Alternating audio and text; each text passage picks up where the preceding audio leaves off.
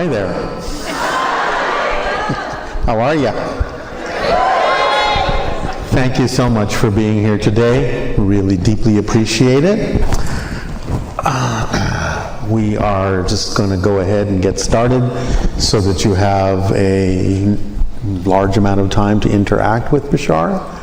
But again, I deeply appreciate you being here. So thank you very much, and I will see you all later.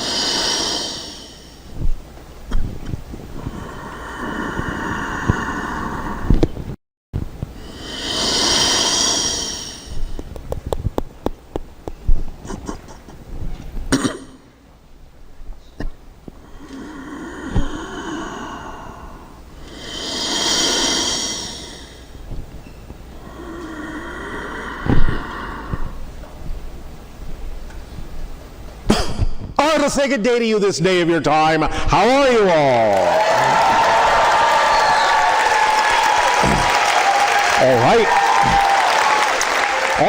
All right. We thank you for the co-creation of this interaction this day of your time. We will begin this transmission with the title, Seeing is Believing. The idea is that your belief system is what creates what you experience in physical reality. The belief system is what forms the physical personality that then has the physical experience. The way this is done is generally as follows. Imagine yourself now as the soul that you are. Remember, a soul is not something that you have. A soul is what you are. That's your natural state. A non-physical consciousness, energy, self-aware energy. The soul, if you want to imagine it in its natural state, can be perceived as a sphere of energy, an orb of light. This orb of light that is your soul has, if you want to continue this particular perception, within it, imagine that there are ripples of energy. Like throwing a stone in a pond that creates ripples, imagine that this sphere of light, this soul, is full of these different ripples, these different vibrations. Each of these vibrations represents a different concept, a different perspective, a different idea. The soul, when it decides to have what you call a physical incarnation, will then take some of these vibrations, not all of them, some of these ripples, and it will pick this particular ripple, this particular vibration, that particular frequency within itself that represents the specific challenges it wishes to experience, lessons it wishes to learn by having the physical experience, and it will take those vibrations and concentrate them down into the center of the sphere. The sphere is still there. Some of the vibrations are not used, but the ones that are chosen concentrate, focus down into the center of the sphere, creating this kind of little crystalline seed that is made of those concentrated vibrations. That crystalline seed is what you consider yourself to be as a physical personality, that physical focus. It's happening within the soul. I know that from your physical space-time point of view, you think of the idea of having a physical body that the soul comes into. But in fact, the truth is that your body is created within the soul. So it's more accurate to say, instead of that your body has a soul, that your soul has a body. It all happens within your consciousness. Everything that you're experiencing as physical reality is laid out in your consciousness, in this little focal point. Now, that focal point thus contains the idea of the different belief systems that are relevant for your physical experience and representative of the challenges and the lessons that you chose to learn based on those frequencies, based on those vibrations, those ripples you chose to concentrate down in the center. So when you are experiencing physical birth, this is what gets laid in. This is what gets imposed upon the physical cellular matrix that you are creating at the center of your soul, are these vibrations, these frequencies that then translate into your physical mind that contains a repository of all of these belief systems that will then appear in a certain sequence throughout the course of your life, be released by the unconscious part of your mind into the subconscious part of your mind, which will then release a belief at a time that you can then experience that attracts an opportunity for you to learn a lesson. So the subconscious mind is like the gatekeeper that allows the repository of beliefs that are laid out for the life plan, the life path, to filter through at whatever rate the conscious mind, the physical mind, is ready to receive them, ready to deal with them, ready to interact with them, and ready to learn the lessons from what you have laid out. So this life path is created by you in spirit through consultation with your spirit team, your spirit guides, your soul family, your angelic team, extraterrestrials, extra-dimensionals, whoever is a part of your spirit team. You discuss all of these ideas about what you would like to experience next, how you would like to expand and accelerate your soul, how you would like to add to the expansion of creation itself through your unique experience and perspective.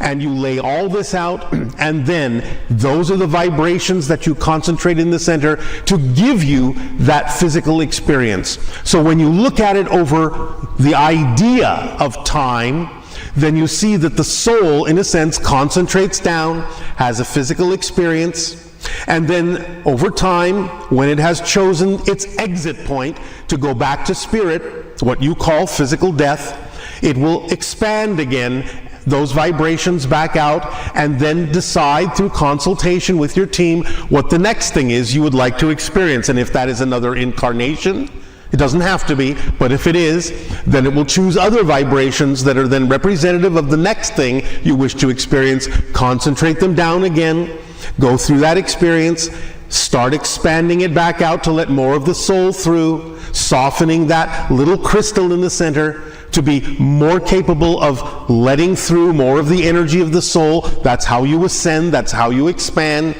that's how you become enlightened back to the diameter of the sphere that you are as a soul, and again, choosing another incarnation, concentrate down to the center. So the idea of what you call reincarnation is like the soul breathing out and in, out and in, out and in. Back to spirit, incarnation. Back to spirit, incarnation. Back to spirit, incarnation. This all happens within the soul. What you are experiencing right now is happening within the soul and is part of your life plan, your life path. That is why you are experiencing what you're experiencing today. It is all, in a general sense, been laid out, all for the purpose of you examining and exploring and acting on your passion, your energy, passion being the vibration of your true frequency, your soul vibrational frequency, in service to others by sharing your gifts and allowing everyone to see more and more every day on your life path who it is you truly are. More and more of your soul, your energy, your truth coming true, and allowing other people to experience that as an example of what they can experience too, because you all reflect to each other what you all need to know to be more of who you truly are. Does this make sense to you? Yes. Is this helping you? Yes. So when you allow yourself to understand that the beliefs that you lay out are the blueprint of what you experience, then you can understand that it is from that blueprint, from those beliefs, from the definitions that you buy into that are representative of the challenges that you chose to face and the lessons you chose to learn, then you can see that the belief system then needs to reinforce itself to make itself seem real, because physical reality isn't really real. It's not a real place. You have to convince yourself, because you are now still in spirit. A part of you, in a sense, is dreaming that you're not in spirit. That's again what physical reality is. You are pretending that you're not in spirit. So in order to allow that pretense to seem real, the belief that you have created has to reinforce itself in a particular way so that physical reality will seem solid and real to you. It reinforces itself through the idea of what you call emotions, thoughts, and behaviors. So it has to feel like it's real. You have to think that it's real. You have to behave as if it's real so that you get the reflection in the mirror of physical reality, in the mirror of your consciousness, that then proves that physical reality is solid and real. That's the only way you can experience it. Otherwise, if you had no beliefs about it at all, physical reality would disappear from your consciousness. You would see right through it transparently and return to the perspective of your full soul. Does that make sense? All right, so the idea being that the beliefs are the blueprint, then any time you have a feeling, an emotion, a thought pattern, a belief that leads to an action, physical action, you can always trace those actions, those behaviors, those thoughts, and those feelings back to what you have to believe to be true in order to feel, think, and behave the way you do and experience what you are experiencing on your physical life path experience. So you can always know it starts with the blueprint.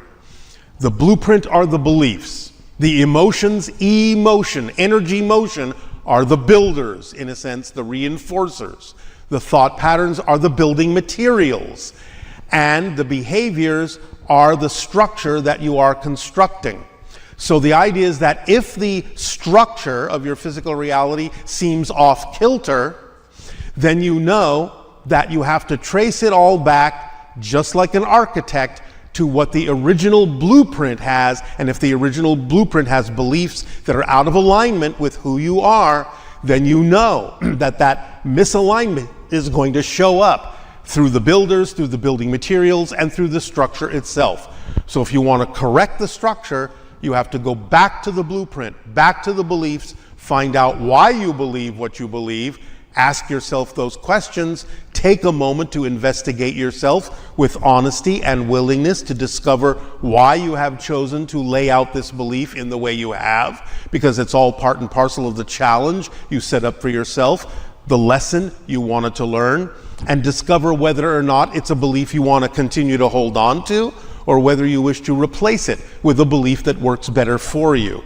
And in replacing it with a belief that's more in alignment with who you are, then the builders can work more cleanly, the materials will be more solid, and the structure will be true. And your physical reflection and physical experience will then reflect that to you so that everything is in alignment.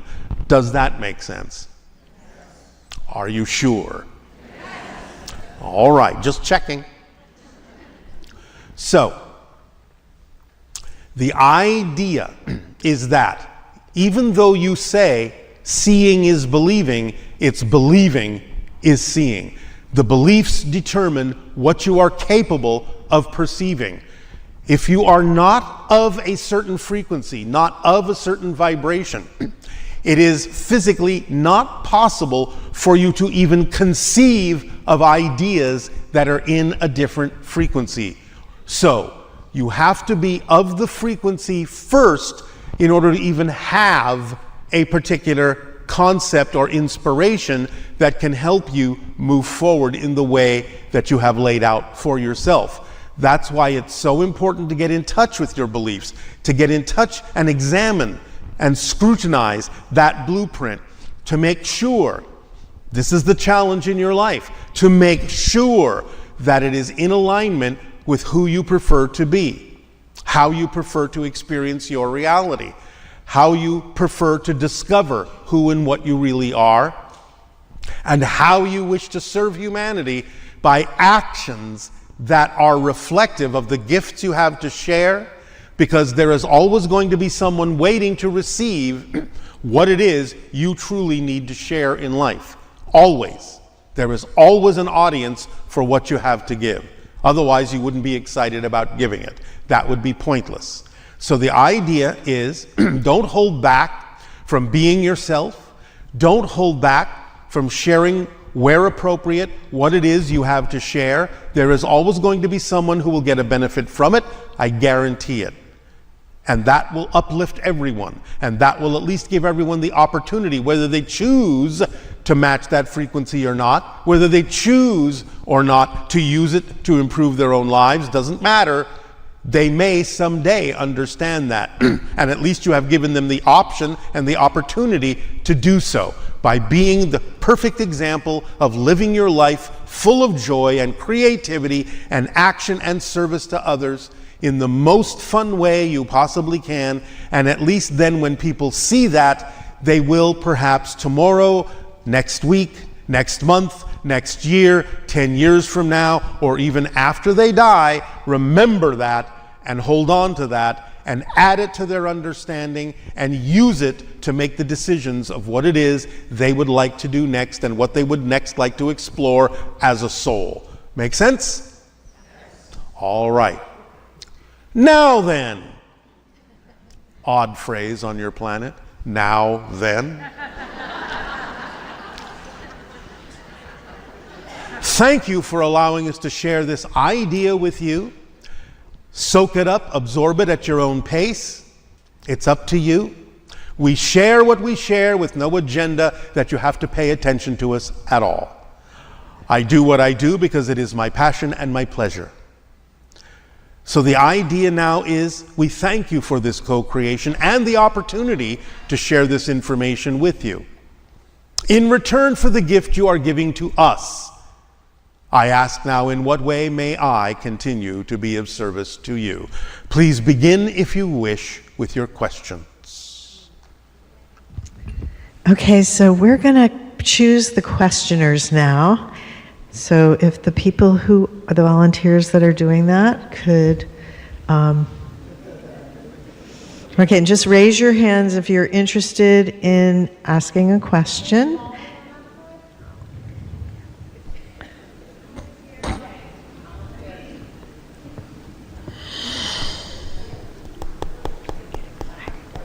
What?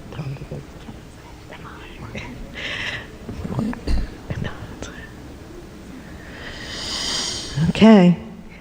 Got your hands up? All right. You guys let me know when you're done picking everyone, and look at the card that you're given, because that will show you what your number is on the back.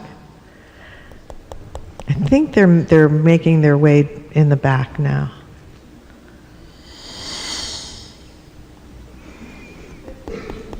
You're all so calm and peaceful.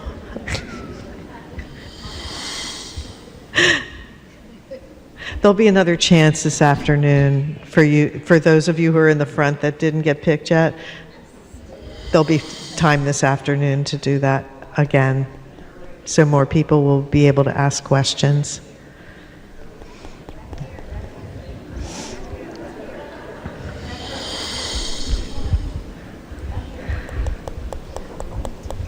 So once all the questioners have been picked, can you all let me know and we'll get started? Okay, if the first questioner could come up to the microphone. Number one. All right, have fun.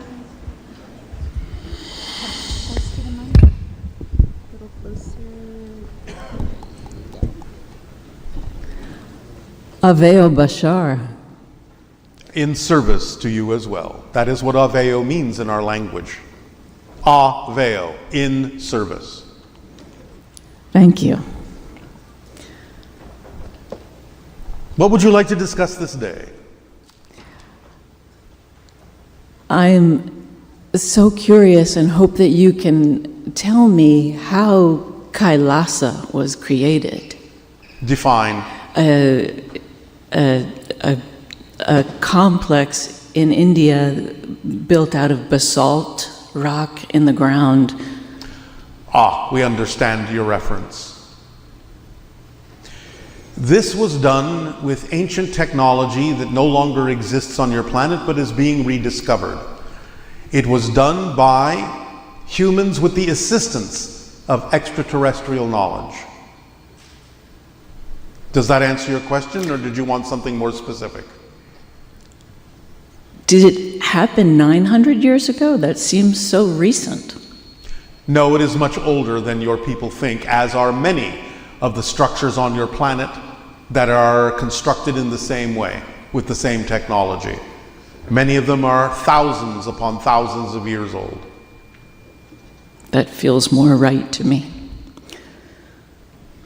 And then my other question is, a few years ago I was weeding my mother's garden, and there was a beautiful praying mantis on a tree, and I felt like we had a real relationship, a connection. That's because you have been exposed to the mantis beings. Do you understand what we are referring to? I do, and I'm surprised. Why? I didn't know that. You, like many people, are part of the hybridization program. The mantis beings are the ones that oversee and are in charge of the hybridization program. Therefore, exposure to the mantis beings and then exposure to the actual insect on your planet can trigger a memory or a feeling of your encounters with the mantis beings, who look similar. It was an amazing experience. And still is. Yes. Does that help you? It deepens All right. my memory. Thank you. Thank you, Bashar. Avea. Avea.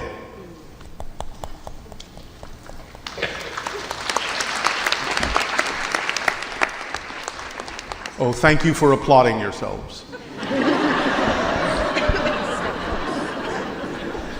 Good day, Bashar. And to you, good day. Recently, I happened to see a podcast where a fellow named Daniel Sheehan, who some would call... One moment. Repeat that. I recently saw a podcast with someone named Daniel Sheehan, Yes. who was talking about something he became aware of, where there was an experiment up near the Canadian border where a remote viewer had been hooked up in the 70s and broadcast a thought to a certain county to file their taxes all the way across the country in a small town like in Maryland. And it turns out that close to 60 or 70% of the people in this county actually did that.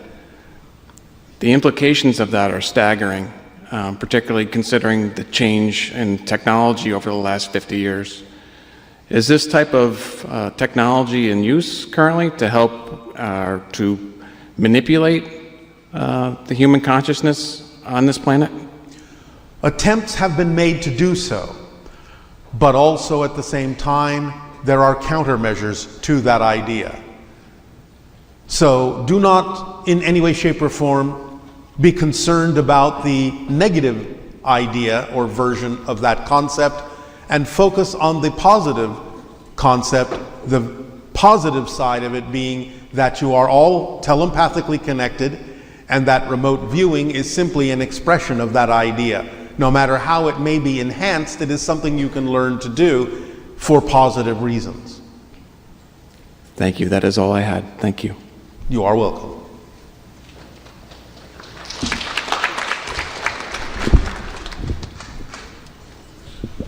Thank you. Hello, Bashar. And to you, good day. Good day. I'm here to talk to you about your sacred circuitry. I seek to understand it better. The sacred circuitry. Yes. Yes, Your all right. glyphs, Well, okay.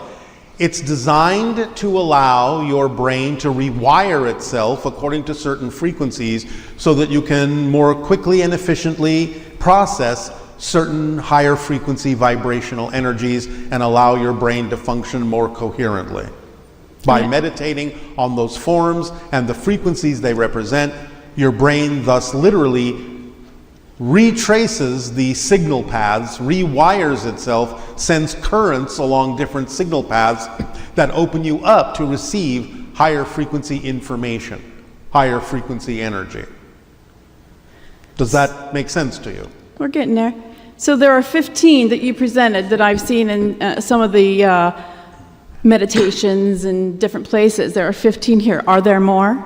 There are more, but we start with 15. We don't want to blow your mind. Okay, well, my mind's already blown, so we're there. There are 15 here, so can I string these 15 together and make a sentence or a command? Repeat.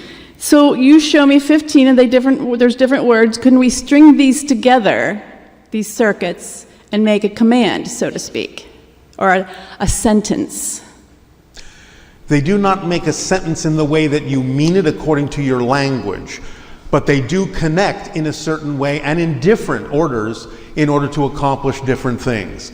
But we would suggest that you start simply, and the idea is that eventually, by stringing them all together in different combinations, you can open up portals and pathways within your mind to access different kinds of information. Mm-hmm. Is it a language? It's a type of language, yes. Mm-hmm. And the way it's drawn, those circles that are in there, are they heads or people or a being, or why are there circles in there? What's the point of the circles? The circles are loops, repeating circuits that reinforce themselves. Mm-hmm. And it's like the idea of having a period at the end of a sentence so you understand when a particular concept is complete. None of the circles are pierced. Is that because the data just goes around and around? You will have to repeat that. Your technological system is full of echoes that make translation challenging. Okay, so these circles, are they mapping data, fractals in our mind of little hickey-doos that we remember? Not directly, no. They are simply what is necessary for the circuits themselves to be complete. Okay, so we start with 1. Is it like you're rewiring my brain? Is it like 1, and then 2, and then 3, and then 4, and 5, and all these little fractals are going into place? You can do it that way, but again, we would suggest that you start by taking one that you're most attracted to and focusing on it and meditating on it for about 15 minutes before you go on to the next one. Well, did you hear me send you the connect symbol? We are not aligned on the same frequency. Can I get on the same frequency and say hello to your mother? We are not aligned on the same frequency. Will you tell her I said hello and she did a good job creating a first-level communicator? Thank you. Can I be friends with your mother? You have exceeded the number of questions you are allowed to ask. Bye-bye. Thank you.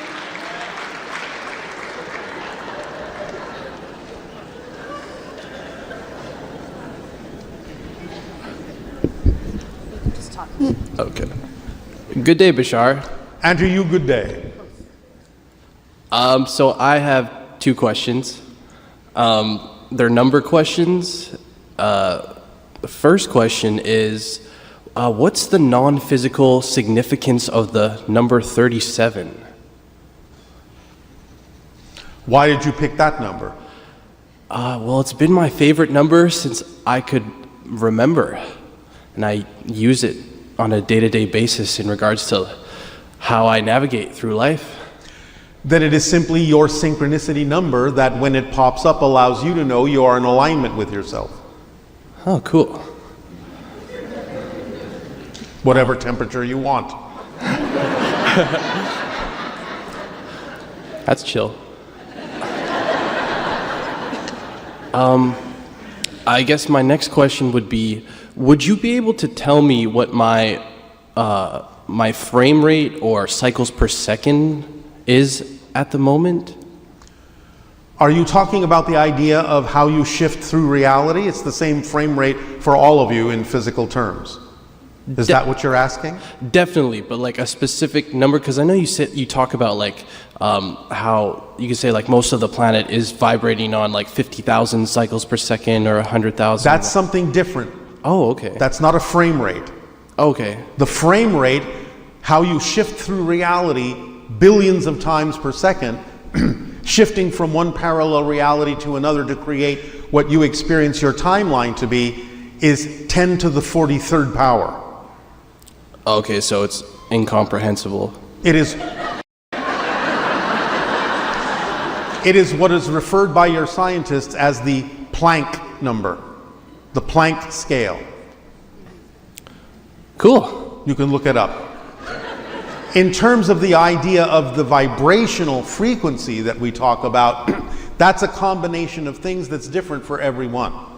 The average vibrational frequency of most people on your planet is somewhere in the range of 30, 40, or 50,000 cycles per second as we read that energy. Some people are capable of rising higher. When you start to explore the idea of your consciousness, you can allow that frequency to rise above 100,000, 150, 170,000, 180,000 cycles per second. When you start to really become coherent, you can rise above 200,000 cycles per second. The, shall we say, border of physical to non-physical reality, translating from physicalness to spirit, is 333,000 cycles per second. Amazing. It is what it is. I also had a dream where I saw your ship, which I found pretty interesting. It may not have been literally mine. Okay. There are many, many civilizations that also use triangular craft, Pleiadian and others. Wow. Okay, thank you. You are welcome.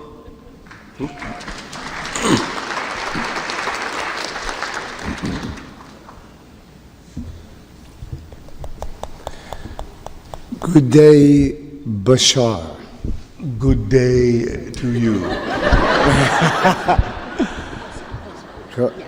So, my first question is, my other dad, who's been in my life since I was 7, You must repeat that. my other father, who has been in my life since I was 7, Yes. was supposed to accompany us at this event, and he passed into spirit on the 2nd of June, suddenly. Since that has happened, I have 2 sisters, and they tend to bombard me and attack me via text messaging, as women can do, no offense to any women in this. And they just keep coming and coming and coming. And I do know that you say life has no meaning, we place meaning on it. And if we place it as a positive thing, or we make it a positive thing, experience, more positive will come out from it. But my question is, can I block them and still call it a positive experience? First of all, understand, I love no them. one directly affects another ever. You have to match the frequency of what you're being offered in order to experience it in any way, shape, or form. So when you talk about blocking, it's simply a matter of choosing not to match a frequency that someone offers you. Now, that doesn't mean that you will not necessarily not perceive them, but you don't have to in any way, shape, or form be affected by it. So the idea is to stay in the vibrational frequency that you prefer. In the same way, as an example, if a total stranger came up to you on the street and started saying things and projecting things on you that you didn't relate to, you would just know that that's that person's issue and has nothing to do with you, and you wouldn't react in any way, shape, or form. Just because someone is a member of your family doesn't mean that they have to affect you in any way, shape, or form unless you choose to be affected by it, unless you choose to match their vibration, because all you're ever feeling, all you're ever experiencing is your own energy. You cannot experience another person's energy.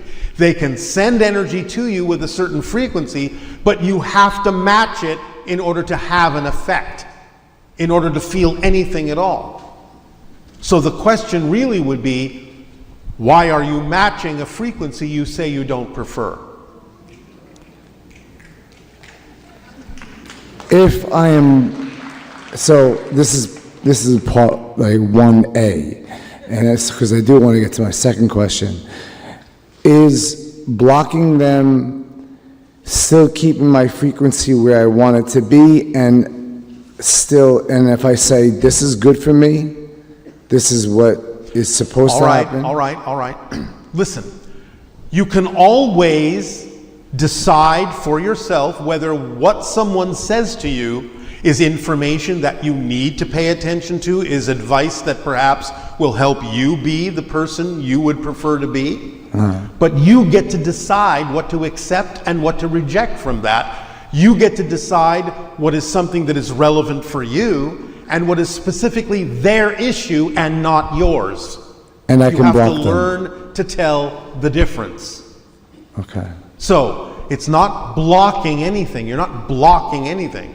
You are just not allowing yourself to go to the frequency that matches the frequency they're giving you if you find that it is simply not vibrationally compatible with what you prefer to be.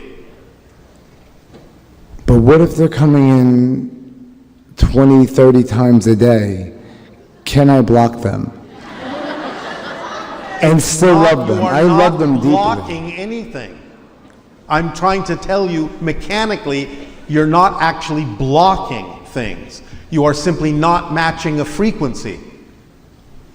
But the question again is, if you find that it is simply something that is going on in your physical reality that you don't prefer, why continue exposing yourself to it?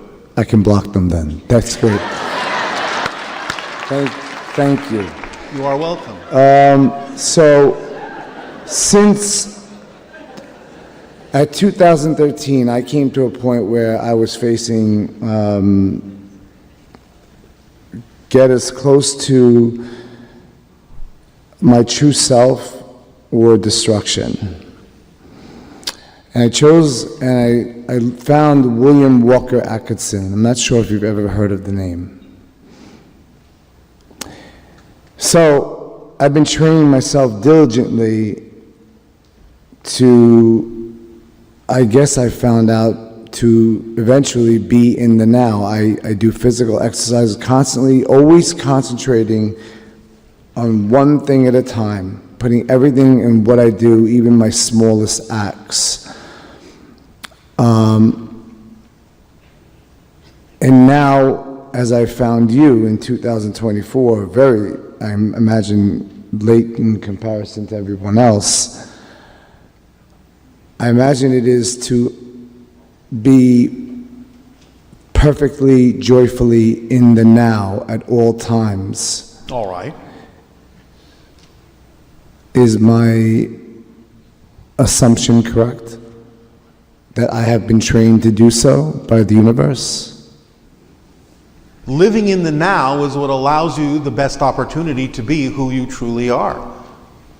So, do so if that is what you are learning to do, if that's the lesson you are receiving in life, to be you, to be fully you, then being fully you requires you to live only in the now. Not worry about what was, not worry about what will be. Just to live in the now and deal with what is going on now. Whatever is manifesting in the present is the most important thing there is. Nothing is more important. There is nothing more important to get to, nothing more important to wait for.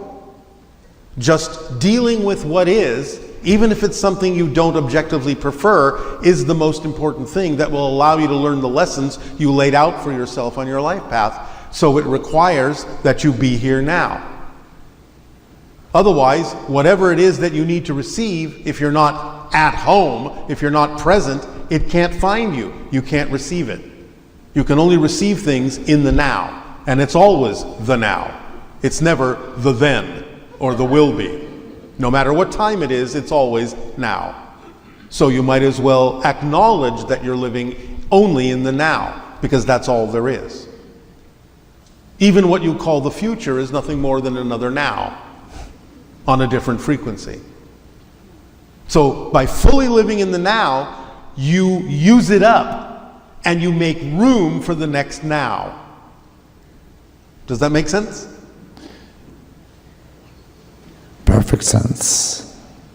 Thank you.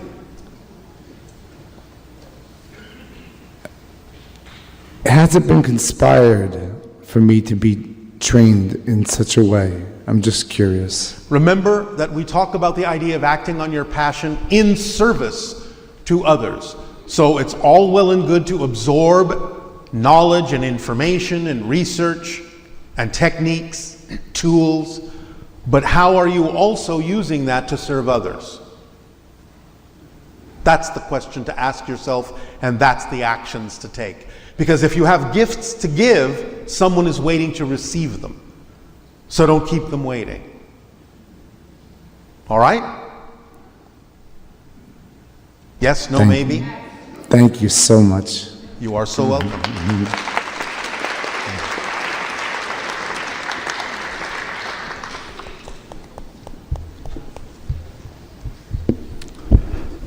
Blessings, Bashar. And to you, good day. So I am experiencing writing a book about Journey to Oneness. All And- right.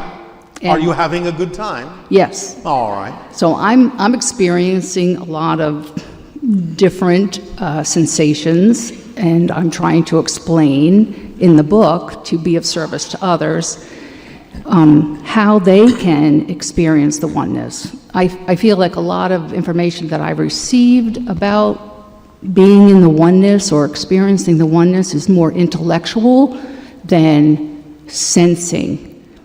And so I just wondered if you could help guide me to the best way to explain the oneness to people that may not be on this journey or at this phase of their journey. Well, it's a sensation of connectedness. It's a sensation of understanding that everyone is a reflection of you from a different point of view. Yes. So the idea can go beyond intellectualization by actually viscerally allowing yourself to see everyone literally like you're looking in a mirror, but seeing the reflection from a different angle, a different unique perspective. Imagine yourself standing in the middle of a hall of mirrors and seeing thousands of reflections around you, but knowing that every single one of those reflections is also equally conscious like you, equally self-aware like you, and that they have a perspective of you that allows them to see themselves as being in the center of the hall of mirrors, and that is true for everyone. And when you start looking at the interconnectedness in that way, you will start to actually viscerally feel the sensation of that consciousness. Wow. Thank you. Wow, I love that.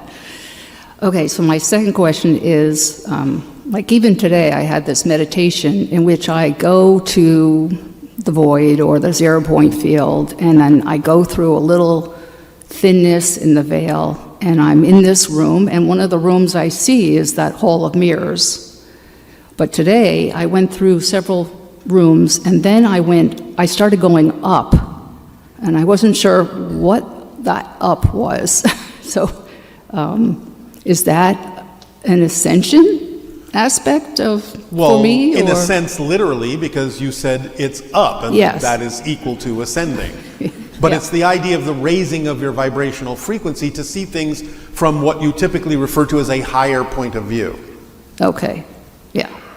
So that Now, means as we originally described in the monologue, the idea of that little crystallization, anytime you expand your consciousness, you're kind of softening that crystal a little bit back out towards the diameter of the soul sphere.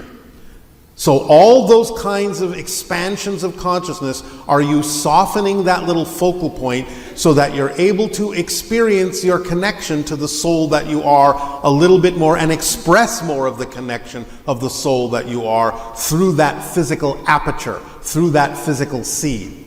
And this also includes other sensations such as the idea of psychic functioning, astral projection, near-death experience, being actually fully back in spirit.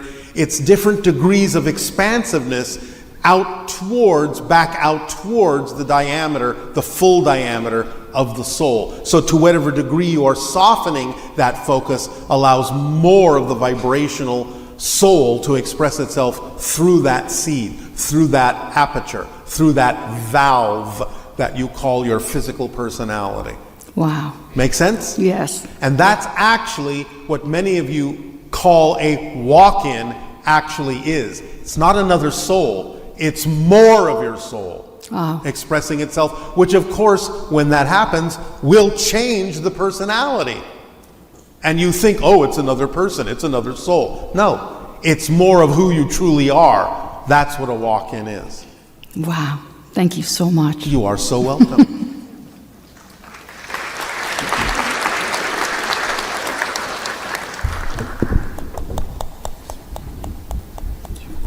Hello, Bashar. And to you, good day. I'm so excited to be here. We are excited that you are there too. I'm very grateful to you and to Darryl because you've completely changed my life. You have changed your life. We are happy to help. Thank you. You've helped me to learn that I don't just love myself, but I'm made of love. Yes. I remember it, and you helped me to remember that I'm made of love. You are made of light and love. Love, what you call love, is the literal frequency of existence itself. Right. So I had been practicing a lot of your tools to remind myself that I am love and that I love myself. And I'm excited because I feel like I'm getting really close because everything is amplified right now in my life. All my challenges are so amplified. And I need your help with something. But I do have another question, so I'm going to do the question first and then get to the help that I need. One moment. Take a breath. Okay. Okay.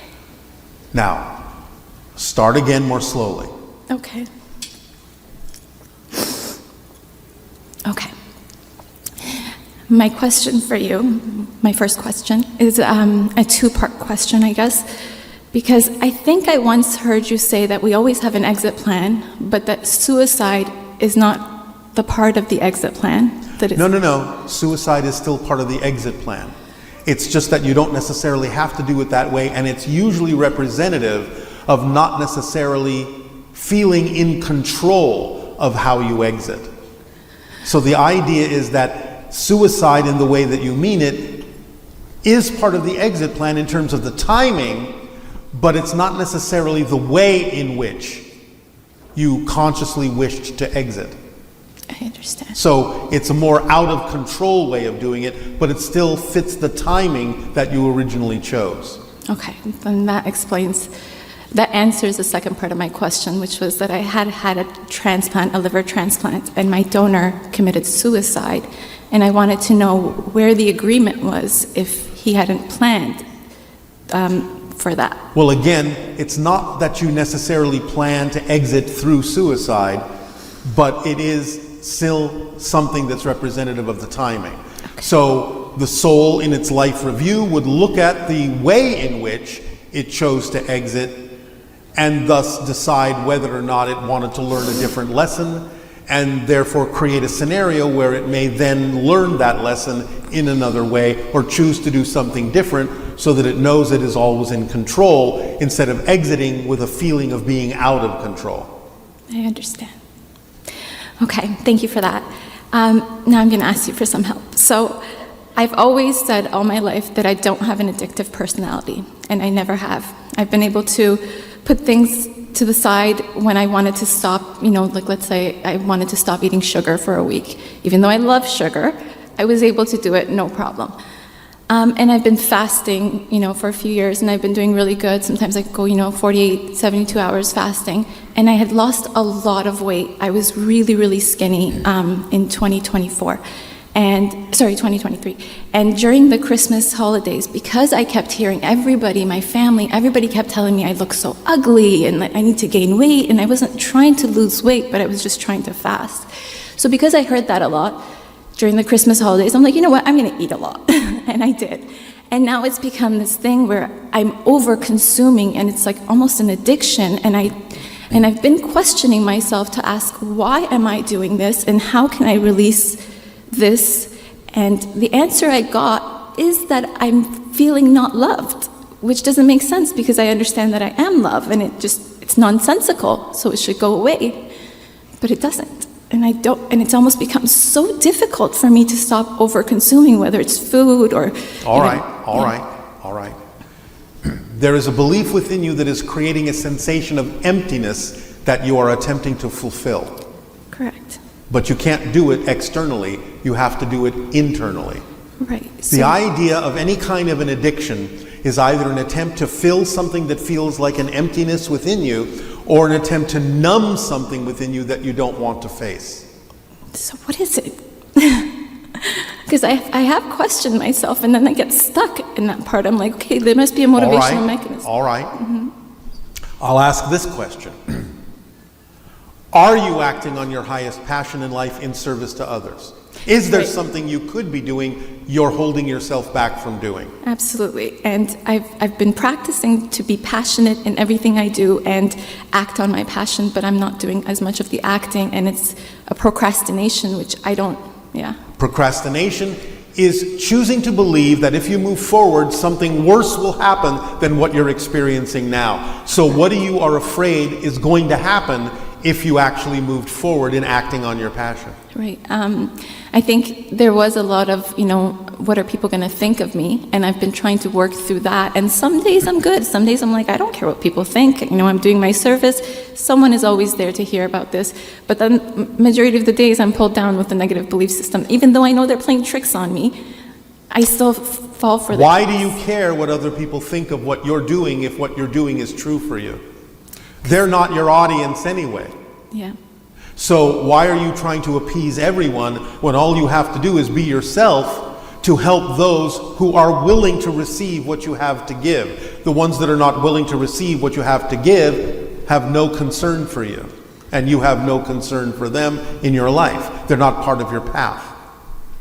Right. My family is, and they do judge me a lot. But you judge yourself. Correct. That's what I'm saying. You're accepting what they are saying about you, but they're just projecting on you and giving you an opportunity to strengthen yourself by understanding that what they're saying has nothing to do with you. It has more to do with them. Correct.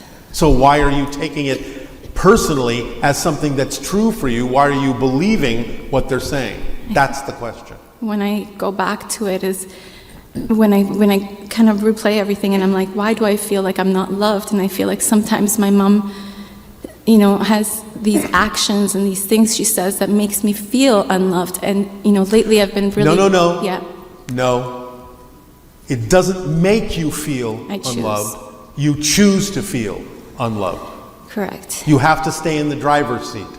No one can make you feel or do anything unless you choose, as I said before, to match the vibration because you believe there's truth in it, which means you're judging yourself. So if you're really going to allow yourself to experience love, then give yourself the benefit of that love and give them the benefit of having compassion to understand that, again, if you decide that what they're saying has nothing to do with who you are, then you have the compassion to realize that it is something that has to do with an issue within themselves that they are not willing to face, and they're just trying to project it on you because they're too afraid to look at it within themselves.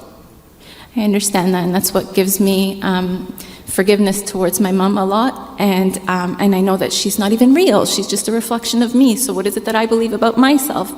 But I'm trying to believe that I am loved. You are overthinking and overcomplicating the situation. Allow yourself to understand that you are afraid of certain things happening if you move forward because you still hold on to the belief that what someone may judge you for is something true about yourself. You need to let that go. Can you help me let it go? Does it serve you to hold on to it? No, and I know it doesn't. No. Yes, it does, because if it didn't, you wouldn't hold on to it. So how does it serve you to judge yourself negatively, to stay down in vibration? It makes you more acceptable to those of lower vibration as well. It makes you feel like you belong. It makes you feel accepted.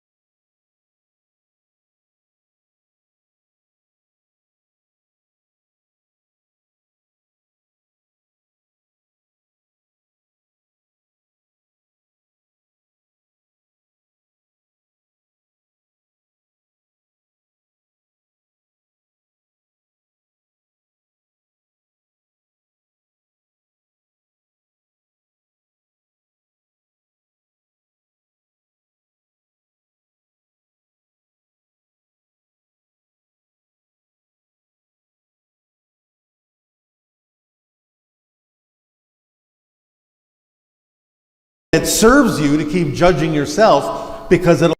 But I just cannot help. Of course you do. Awesome. I think I know what I've said. Yes. Perfect. I'm Chinese, so if I make any grammar mistakes.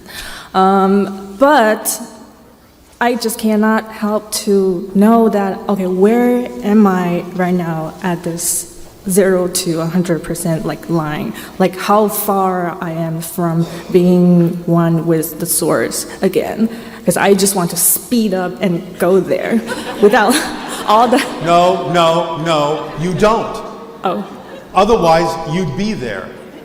You chose to be where you are, you chose to have this experience, and you chose to connect to Source through this experience, not avoid this experience, through this experience. That's how you're connecting to Source in a unique way that allows you to discover something new about yourself, which then expands you, and of course, at the same time, expands Source by allowing Source to experience through you your expansion, which is its expansion. That's how you connect to Source, through physical reality. So don't avoid it, otherwise you don't expand and Source doesn't expand. Okay, so just chill. Yes. Okay. It seems to be that that's an appropriate temperature for it. That's cool. Everything, if you simply follow the formula that we've shared with all of you, will fall into place automatically because that's how it works. Take advantage of the fact that everything is synchronicity. Everything is an orchestration. There are no accidents. So use whatever comes to you in the most positive way you can. How can I learn a lesson from this challenge? How can I approach it with creativity and curiosity instead of panic?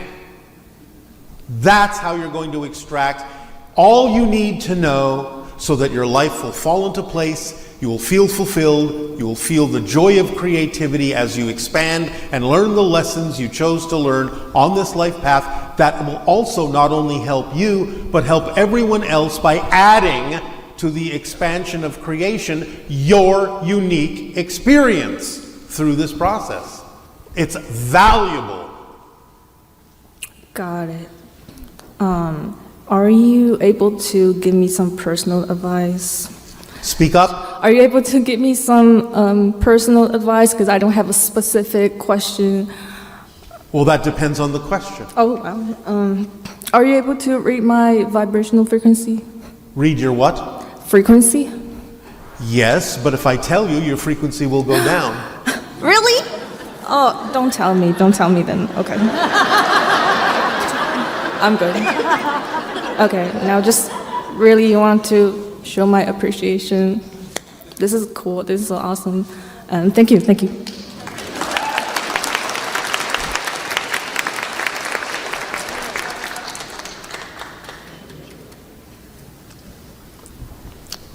Bashar, it is an honor. Good day. Good day. What is my exact vibrational signature and soul blueprint, and what are the specific keys, themes, or archetypes I came here to embody? And what is the most direct, powerful breath work I can practice daily to unlock these codes, merge with my higher self, and architect a reality that reflects my highest excitement while accelerating the evolution of the collective?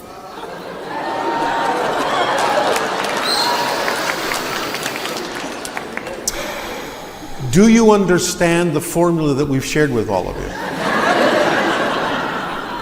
I think I'm starting to learn it, understand it, use it. Whatever you are attracted to use as a tool, a technique, a discipline, you're attracted to it for the reason that it will work for you.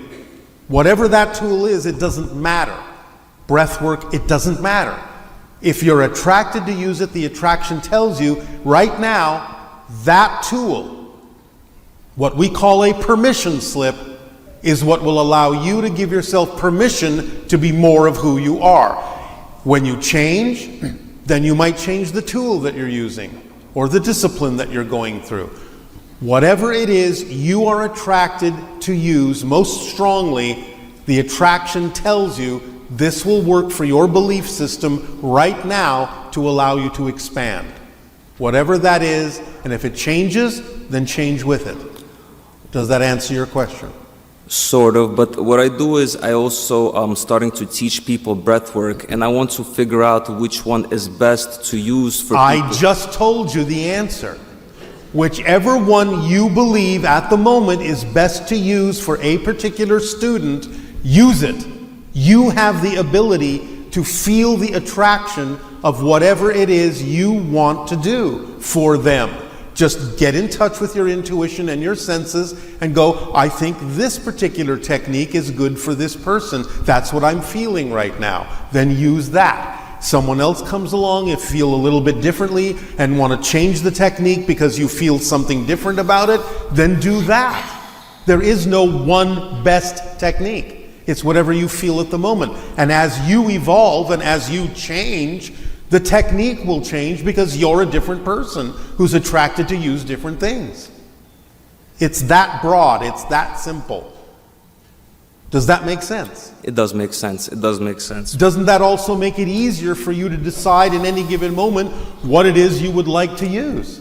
I mean, I was thinking make it simple, one for all, but I guess that's not gonna work. But the simplest thing is having the freedom to choose what works in the moment. Makes sense. And not be stuck with one thing that's got to work for everyone, because one thing doesn't work for everyone. Because everyone is different. So isn't the simpler thing the flexibility to choose what works for that person and you in that moment? I just feel like there are breathworks that are like super powerful for raising your frequency. And there are, but the most powerful thing is what we're giving you as the formula, which basically says follow your passion, act on your passion, whatever it is at that given moment. Makes sense, Bashar. That's what raises your vibration the highest. Thank you. But it doesn't matter what it is. How can I remain unwaveringly aligned with my soul's mission, clearing unconscious distractions, dissolving self-sabotaging habits, avoiding burnout, and staying in flow with ease and joy? First of all, a habit is something you do you don't know you're doing. If you know you're doing it, it's not a habit, it's a choice. And you're making that choice because you have a belief that says that it somehow serves you to keep making that choice. So you have to find out, why would I believe I have to keep making this choice? How do I believe it serves me, or protects me, or keeps me from experiencing something even scarier? Because if you're doing something that you know is not in your best interest, yet you keep doing it, it's because you have a belief that letting it go somehow will actually cause something worse to happen. And therefore, even if you don't appreciate what it is you're doing, you will keep doing it because it seems like the safer alternative, the more comfortable alternative. It's called, in your philosophies, the lesser of two evils, if you're defining everything in that way as negative. So if you define a greater negative, you will keep doing the lesser negative until you finally realize that you don't have to think of moving forward as the greater negative, that that's just a story the negative belief is telling you, so you won't let it go. Because beliefs have to perpetuate themselves. Remember, we talked about the idea that you have to have a belief system in order to have a physical experience. So positive beliefs will reinforce themselves, and negative beliefs will reinforce themselves. You don't care that the positive beliefs reinforce themselves because they reinforce themselves in positive ways. But negative beliefs are negative beliefs and therefore reinforce themselves in negative ways, which means they make you afraid to let them go instead of encouraging you to change them. So the idea is, if you are afraid that something worse will happen, if you let go of the belief you're holding on to or what you're doing, even though you know it's not necessarily in your best interest to keep doing it, you will keep doing it until you realize that the negative belief is just telling you a story, that it's not a fact that something worse will happen if you change and move forward. And you have to realize that you can change that story. So that's how you unlock from it. Make sense? Thank you. Can you tell me anything about my soul mission or my... Your soul mission is to be yourself as fully as you can. It's the same mission you all have. The way you do it is up to you. But that's your purpose, to be yourself as fully as you can. And that's why we give you the formula, so you don't have to overthink it. You don't have to wonder, what's my purpose, what's my mission? Follow the formula. Everything is contained in that formula of acting on your passion, taking it as far as you can till you can take it no further, doing it with no insistence or assumption on the outcome, staying in a positive state no matter what happens so you can get a positive reaction out of it, and always examining your belief systems and letting go of the fear-based or negative ones. That's all you have to do. It's an instruction manual. Here you go. Follow the instructions. Don't add any instructions. Don't leave out any instructions. Don't overcomplicate the instructions. Keep them simple, clear, and precise. Follow the instructions, and everything will work as designed. We are not giving you a philosophy. We are literally telling you how you are creating your reality, because at this point in our evolution, we can see the structure of existence and how it works. So we're giving you the instruction manual. Just follow it. That's it. That's all you have to do. All right? Thank you, Bashar. Just quickly before I go, does my team of light have any message for me? Say that again? Does my team of light have a message for me? I just gave it to you. Thank you, Bashar.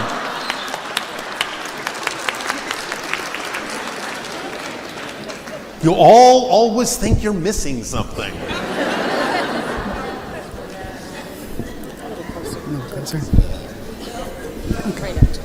Perfect. Hello, Bashar. Thank And you. to you, good day. It's an honor. A little bit of a backstory. When I was younger, I saw so much by the age of 8 where I kind of turned my back on God and stuff like that. I was like yelling up to the universe, like, forget you, I want to come home, this world is so cruel, stuff along those lines. In my later years, though, I refound God, knew that, God is omnipresent and everything else along those lines. But through my own experiences and trying to reconnect, other things came through, like pendulums and stuff along those lines, and they were telling me they were light beings. And I also had different experiences to where it made me believe in more than just God.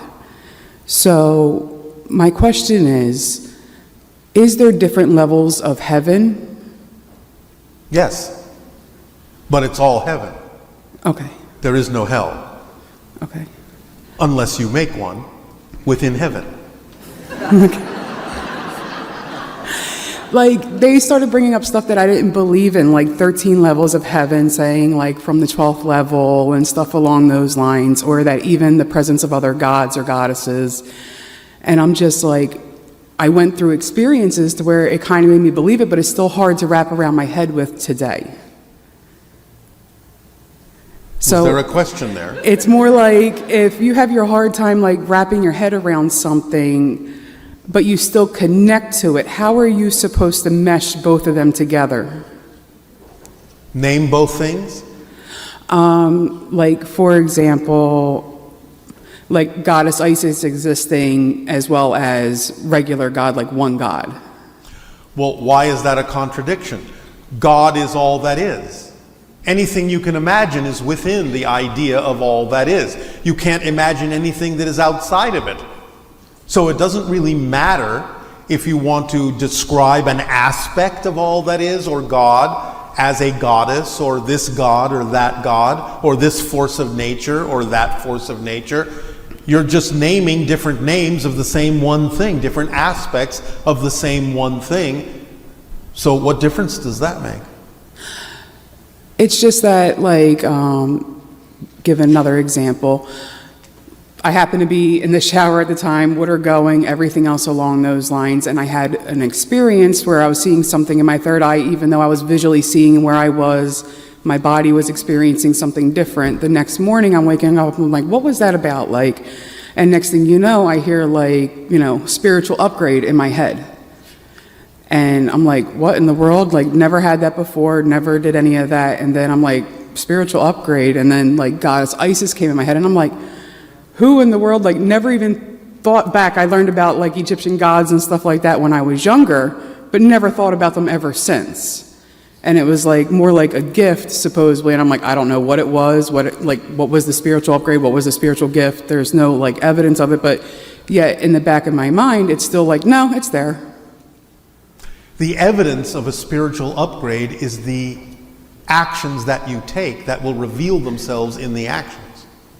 Okay. You're looking for things without necessarily actually revealing them. Remember, action is the language of physical reality. So even though many of you do work when you're asleep and may create an upgrade within your energy, you won't necessarily see it in physical reality unless you start acting on your passion so it can reveal itself. Okay. It's like storing it, but you have to expose it through your actions. Yes? Yes. Does that help? Yes. All right. Thank you very much. Pleasant dreams. Thanks.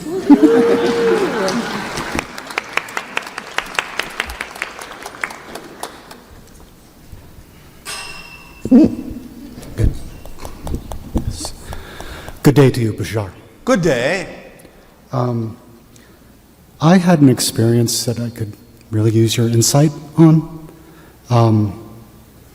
Back in February, I was vacationing in Florida, and would you do us a favor? Yes. Repeat the line, vacationing in Florida, more distinctly.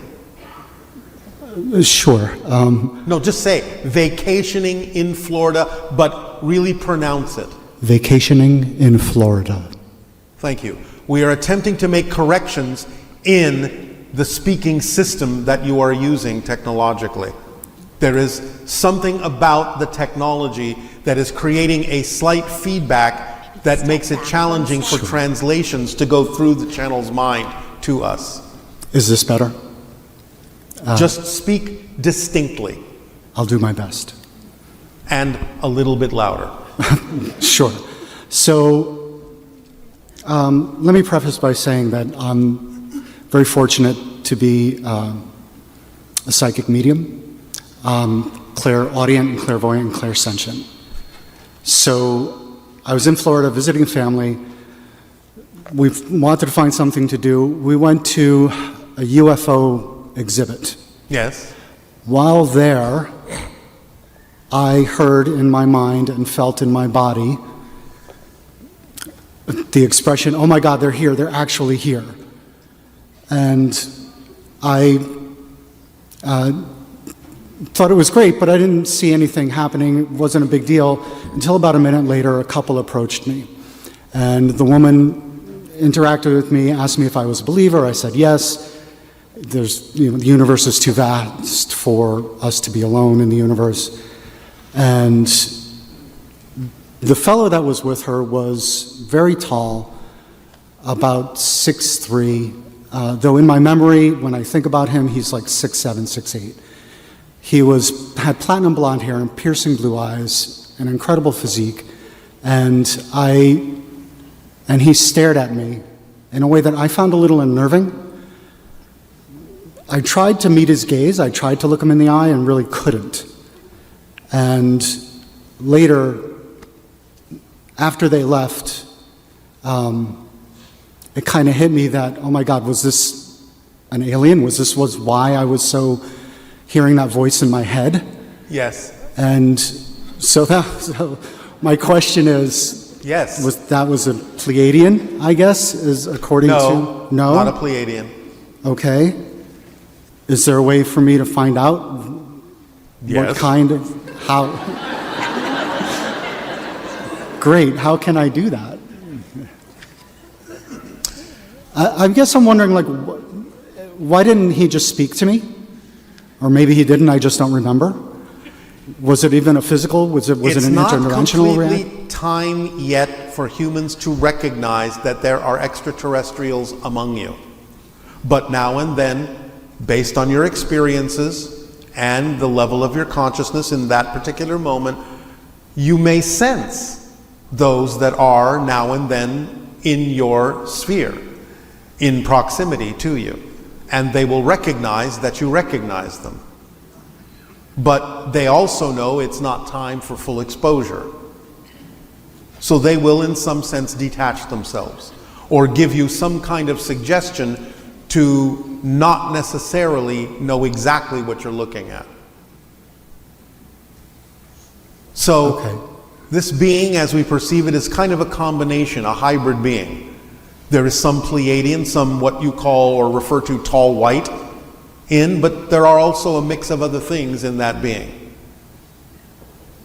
But it is a positive sign that you recognize that there was something there, because the time is getting closer and closer when full disclosure will occur.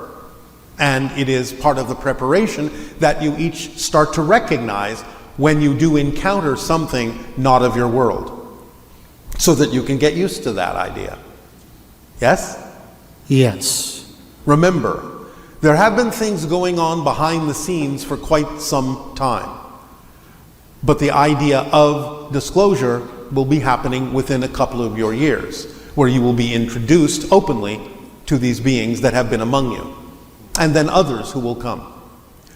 But it will be representative of the fact that these beings have been working with many people on your planet, certain officials, certain scientists, on certain things for quite some time. In a sense, Earth is already a part of the Galactic Federation, but secretly.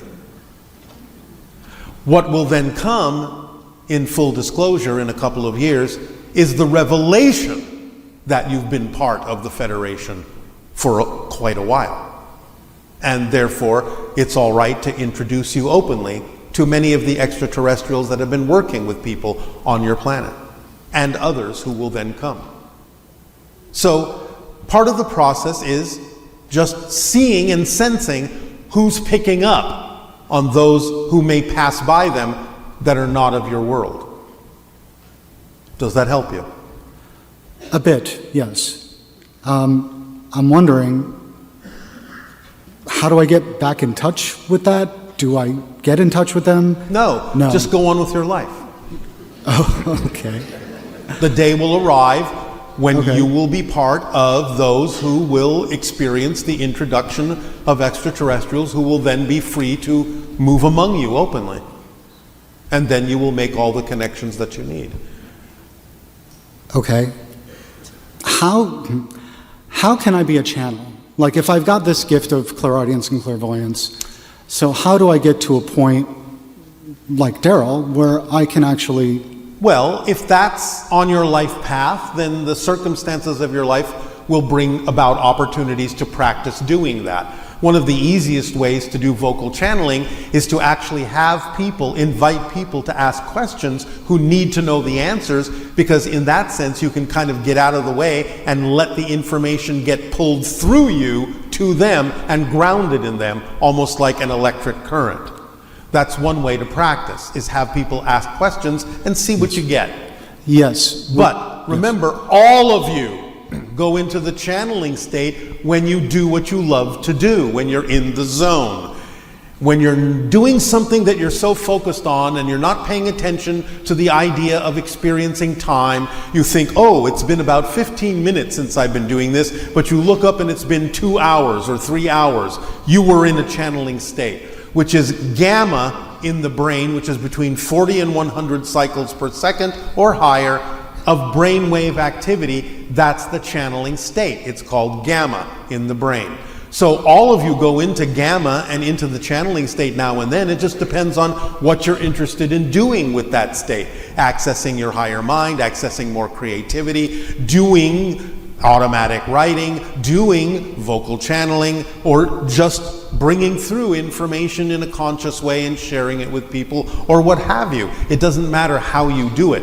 It's what works for you. If you are really interested in the idea of learning to vocal channel, then allow yourself the opportunity to practice by inviting people to ask questions, getting into a relaxed state, and just see what you get. And you can have the disclaimer or the caveat that, look, I'm just practicing. I don't know what I'm going to get. Maybe I'll get nothing at all. Then the weight is off your shoulders of having to perform. And you just get what you get. And if it's nonsensical, it's nonsensical. But you have to make sure that you're okay, that you don't have to worry about looking silly, sounding silly. You don't have to worry about what other people will think of you or judging yourself. You have to get all of that out of the way. You have to clean out your attic and just go through the experience for its own sake and see what you get. And the more you practice, like anything, the better you will get at it, if that's something that's on your life path. But by starting in some way, shape, or form, if there is any version of that on your life path, then synchronicity will bring you the opportunity to learn the specific way that will work for you to be of service to others. Does that answer your question? It does. Thank you. Thank you.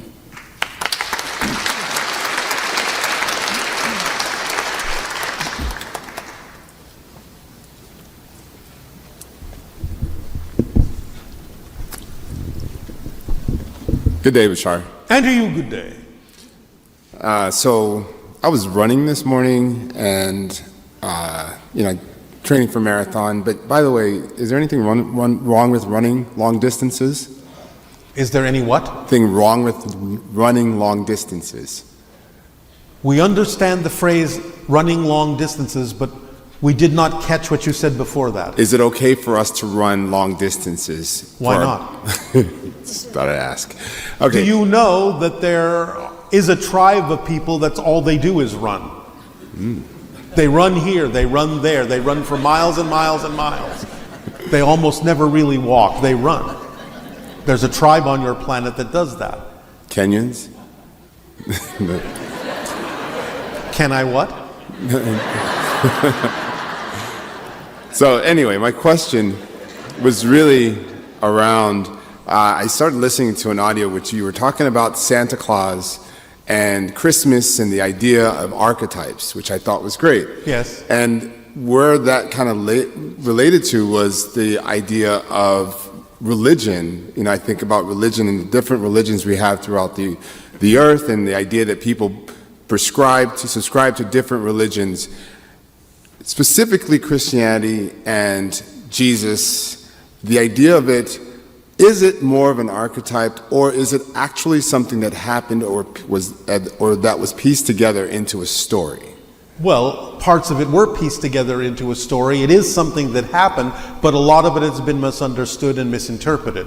There was a real individual, a very, very high-level vibrational being, and there have been many of those throughout the history of your culture, around your planet. But the idea has been misunderstood, because all that's ever been said by any ascended master is that you are the same. You are the same kind of ascended master if you allow yourself to be. So you will find that your world is evolving toward more of a direct spirituality and relationship with all that is. And generally by your year of 2050, there will be no more religions on your planet. There will be spirituality.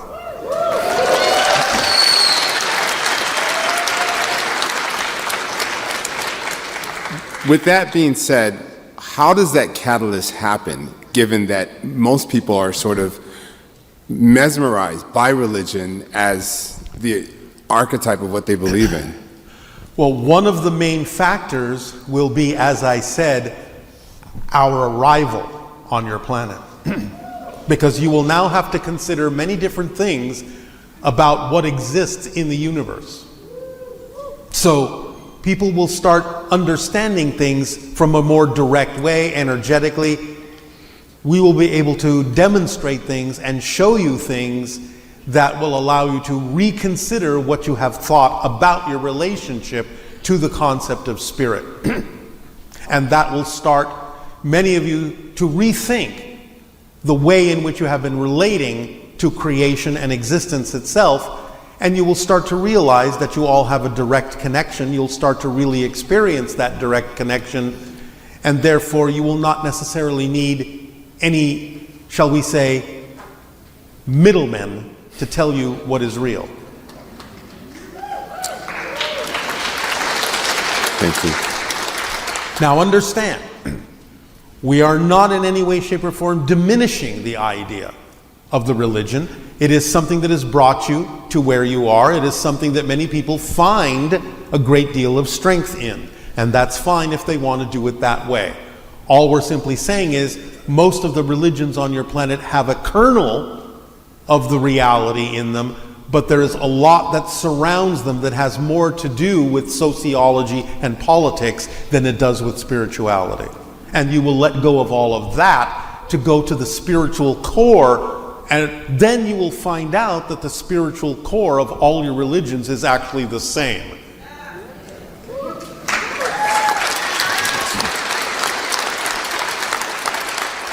And there you go, applauding yourselves again.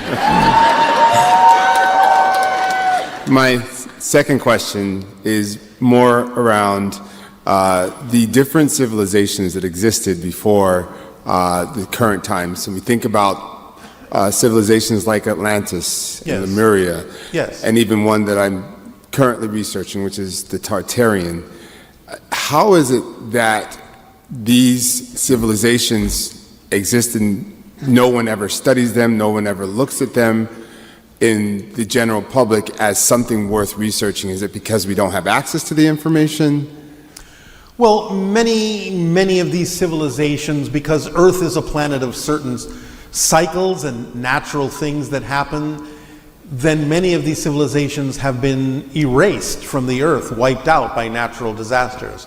Atlantis, for example, was inundated by the impact of a comet in the Atlantic Ocean, which created a tsunami which wiped it out.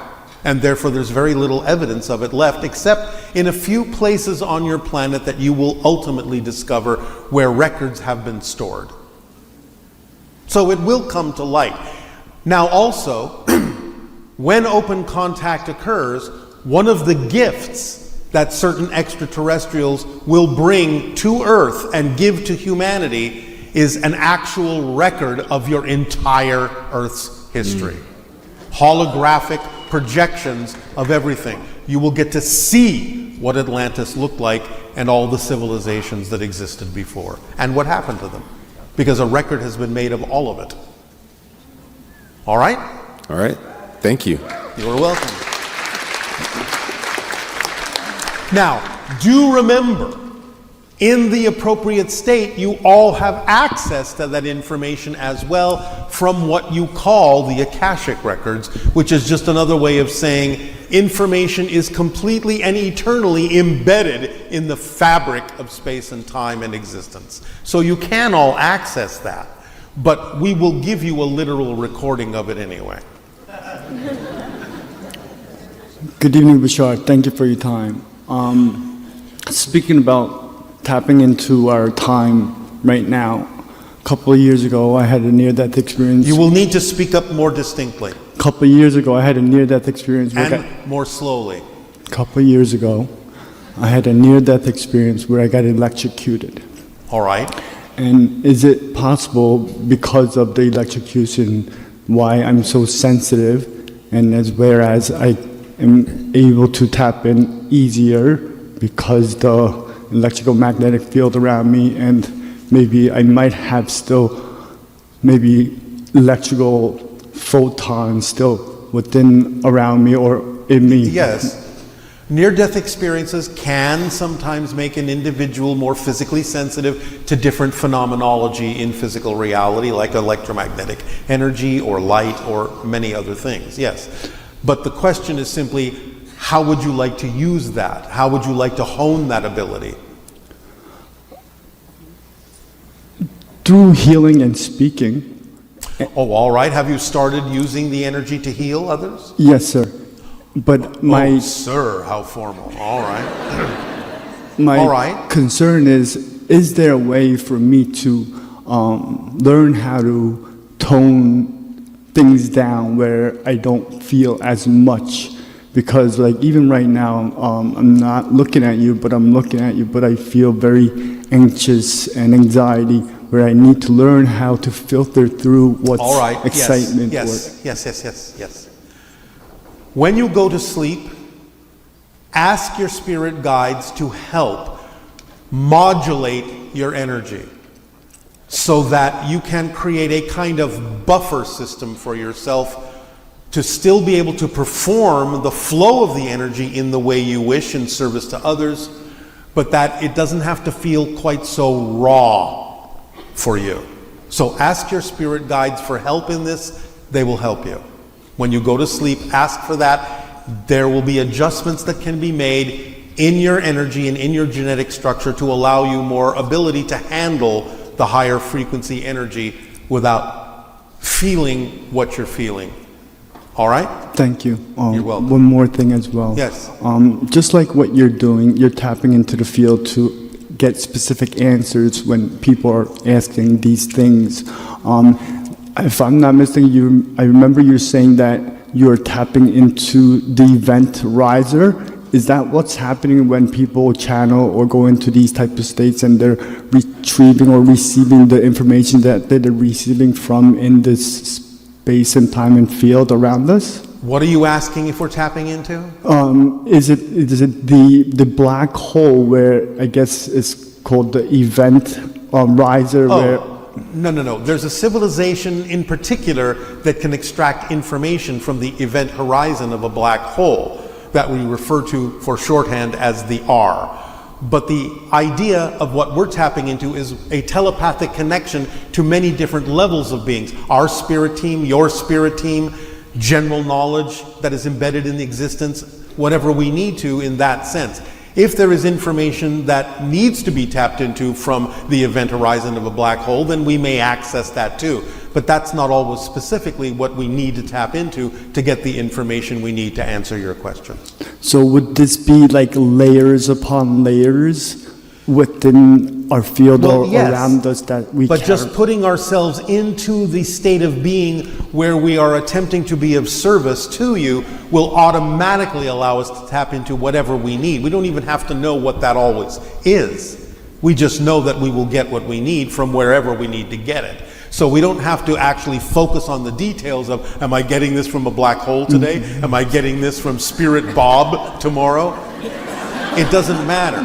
We get what we need when we need it from whoever, because we know that we are supported by the universe and the teams, and we're telepathically connected, and so it just automatically downloads. And if we stop to wonder where it came from, we would slow the whole process down. Yes, understand. One more thing. How do I have more patience with human beings?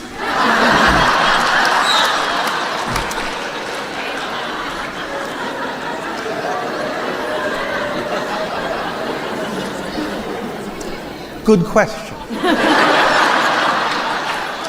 However,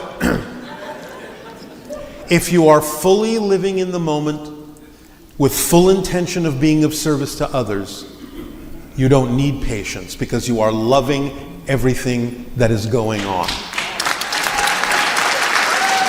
The only reason people say they need patience is because they're impatient to have something else happening than what's happening now. So living in the moment, absolutely appreciating and being grateful for everything that's happening, because everything is an opportunity to learn a lesson that helps you grow and expand, and nothing is wasted. Nothing is wasted. Always stay in the positive state. You will get the benefit out of whatever's happening. Even if what's happening is what you don't objectively prefer, it's still there for a reason. And if you use it in a positive way, you will extract the positive experience from it and use it up and allow something else to come in. So by living in the now, you are never impatient because you're not waiting to be somewhere better. That's how you can allow yourself to just live in the now and appear to be patient when in fact what you're doing is enjoying every single moment of creation. All right? Thank you, dear friend. You're welcome.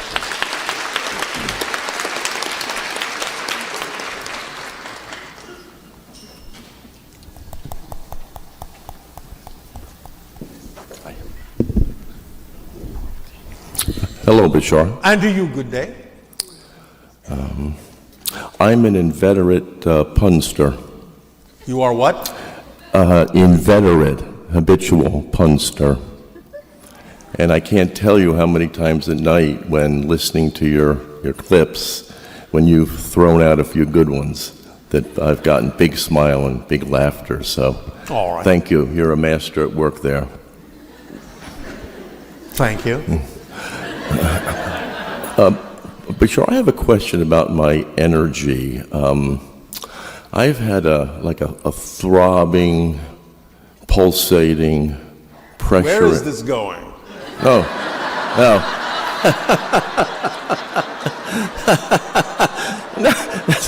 Nothing sexual. We need to ask the children to leave the room.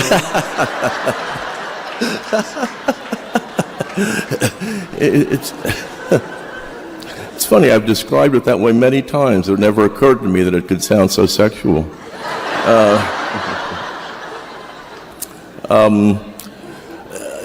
I've had this sensation on the right-hand side of my face. It's 24/7 continuous, throbbing, pulsating, for my whole adult life. There's nothing medically wrong. I've had plenty of CAT scans and MRIs and all that. My intuition, at least partially based on your teaching, is that somehow it's a representation of me holding down something inside of myself. Are you a speaker, public speaker? No. Have you ever thought of being a public speaker on a particular subject? Recently, I've been imaging and thinking about utilizing a gift that I have in a public context. Which is? I listen to people's stories. You listen to people's stories? Yes. And then what? And I listen with compassion and then humor. I interject some of my story into the mix of the conversation, but the main focus is always on their story, hearing them, letting them feel heard. But what is the reciprocation? Are you synthesizing what they're saying and giving another perspective on their story? Sometimes, yes, I'll reframe it a little bit, give my perspective, and then ask them another question. But it just gives me delight to listen to people's stories with no fear, no expectations, just connection. Is there some way that you believe that their stories can help others?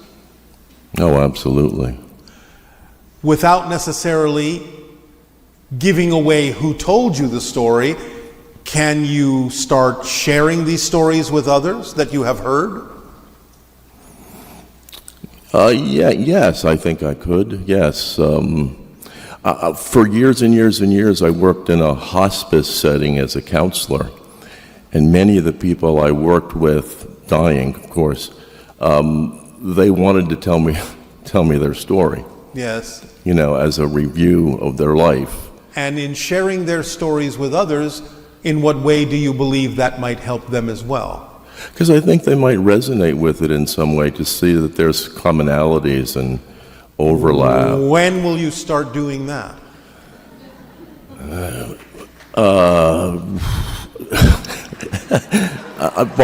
don't know, Bashar. I haven't thought of that yet. Me telling other people's stories in a group context?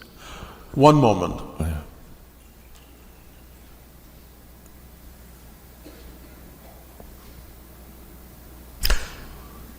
We don't know if there's a term on your planet for this yet.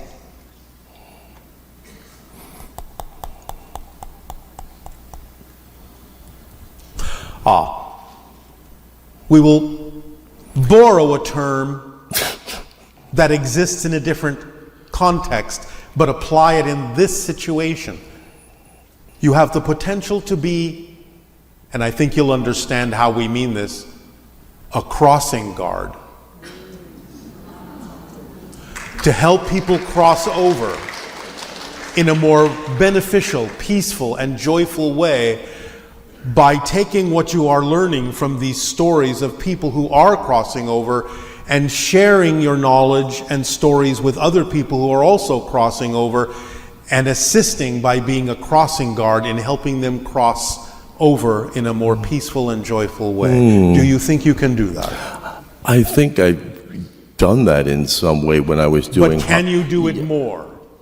More deliberately, more specifically? Yes, I think I think I could reintegrate into hospice and bring that to support people in transitioning. Myself too, I'm scared to die. The stories help me.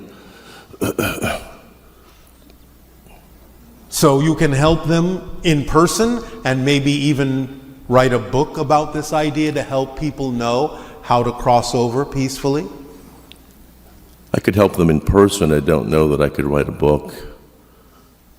You don't have to, but is there any interest there at all? Not so much now, no. It's more it's more in the real-time, direct engagement. That's fine. Yeah. So, now that you have focused it in that way, when will you start doing that? Very soon. I think what I'm going to do is, before I work, professionally, but I think I will do some volunteer work for a hospice. Yes. And, you visit people and basically let them know I'm available and see what they have to say, and, be encouraging and supportive. All right. Put it out there. Put it out there, yes. That you are a crossing guard. Yes. And explain what that means in these terms. Yes, yeah. Does that help? I forget how we got sidetracked onto this. I didn't get to ask my question, if I could. But this sidetrack may be your main track. That's possible, yes. I feel like this sensation in my head is symbolic of me holding something down that needs to come up, but Yes, that's what we're talking about. I hadn't made that connection, really. I am attempting to make the connection for you. Okay. Do the crossing guard and see what happens with that sensation. Okay. Yes? Yes. Although I don't... Okay. Yeah. For who? She'll come find you. For you. Oh, okay, okay. I had another question about parallel realities and eternal life. Parallel realities, yes. If I've understood it correctly, we are constantly, billions of times a second, going from parallel reality to it creates the illusion of space-time. And when we go from one parallel reality to another, we have different spirit, different soul, different paths, different everything. So it's a completely new and autonomous person. But yes. yet you say we are eternal beings. Yes. It seems like the me in this parallel reality dies, and that there's no continuity between me and the person in the next parallel reality. We understand, but this is a semantic issue, and it depends on what level you're talking from. And I understand that your language can be insufficient to recognize when we are talking from one level as opposed to another level. So we understand that it can sound a little mixed or even contradictory. Yes. But all those things do exist at once, but then it depends on what level you're talking from in terms of how you describe something. So sometimes we might be talking from this level, saying it's eternal, and yet then in the next sentence talking from this level and your physical experience where you experience it as a flow of time. So you have to have the ability to understand the flexibility of what we're actually describing as a whole picture, and then translate it into the way in which you perceive things that are relevant for your particular level of reality experience. So I understand that can seem confusing. What's the continuity between this parallel reality and the next one I go to?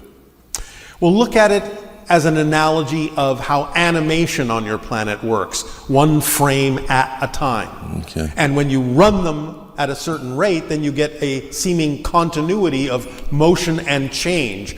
But when you really understand how it is created, right. Each frame, is its own reality with no movement in it, no experience in it, and it's only when you start connecting them through your consciousness that you get the experience of change and movement and time and space. Mm-hmm. So it's sort of like that idea. Okay. Your timeline, what you consider your life path to be, is composed of billions of frames that you are choosing that represent the path you're taking. And even though it seems like this, it might actually be like this. Okay. Can you reassure me that I'm an eternal being? You are an eternal being. Oh, yeah. Okay, thank you. That's what I'm looking for. Thank you. Understand this. Understand this. Existence is its own quality. If you exist, which clearly you do, you will always exist. You will change your form, but your unique perspective cannot be annihilated. It cannot become non-existent because there's nowhere for it to go. By definition, non-existence doesn't exist. That's its quality, to not exist. So that which exists has nowhere to go because non-existence doesn't exist. Does that make sense? Yes, yes. Who is the you that can never be annihilated? Who is the you? All that is. Okay. A perspective okay. of all that is. My perspective then, and everybody's. Everybody gets to experience themselves as the different, unique perspective that all that is has of itself. It is a multidimensional, multi-holographic experience. And everyone experiences it from their point of view, because their point of view are all the points of view that all that is has of looking at itself. You're a blessing to our world. Thank you. You are a blessing to your world. Thank you.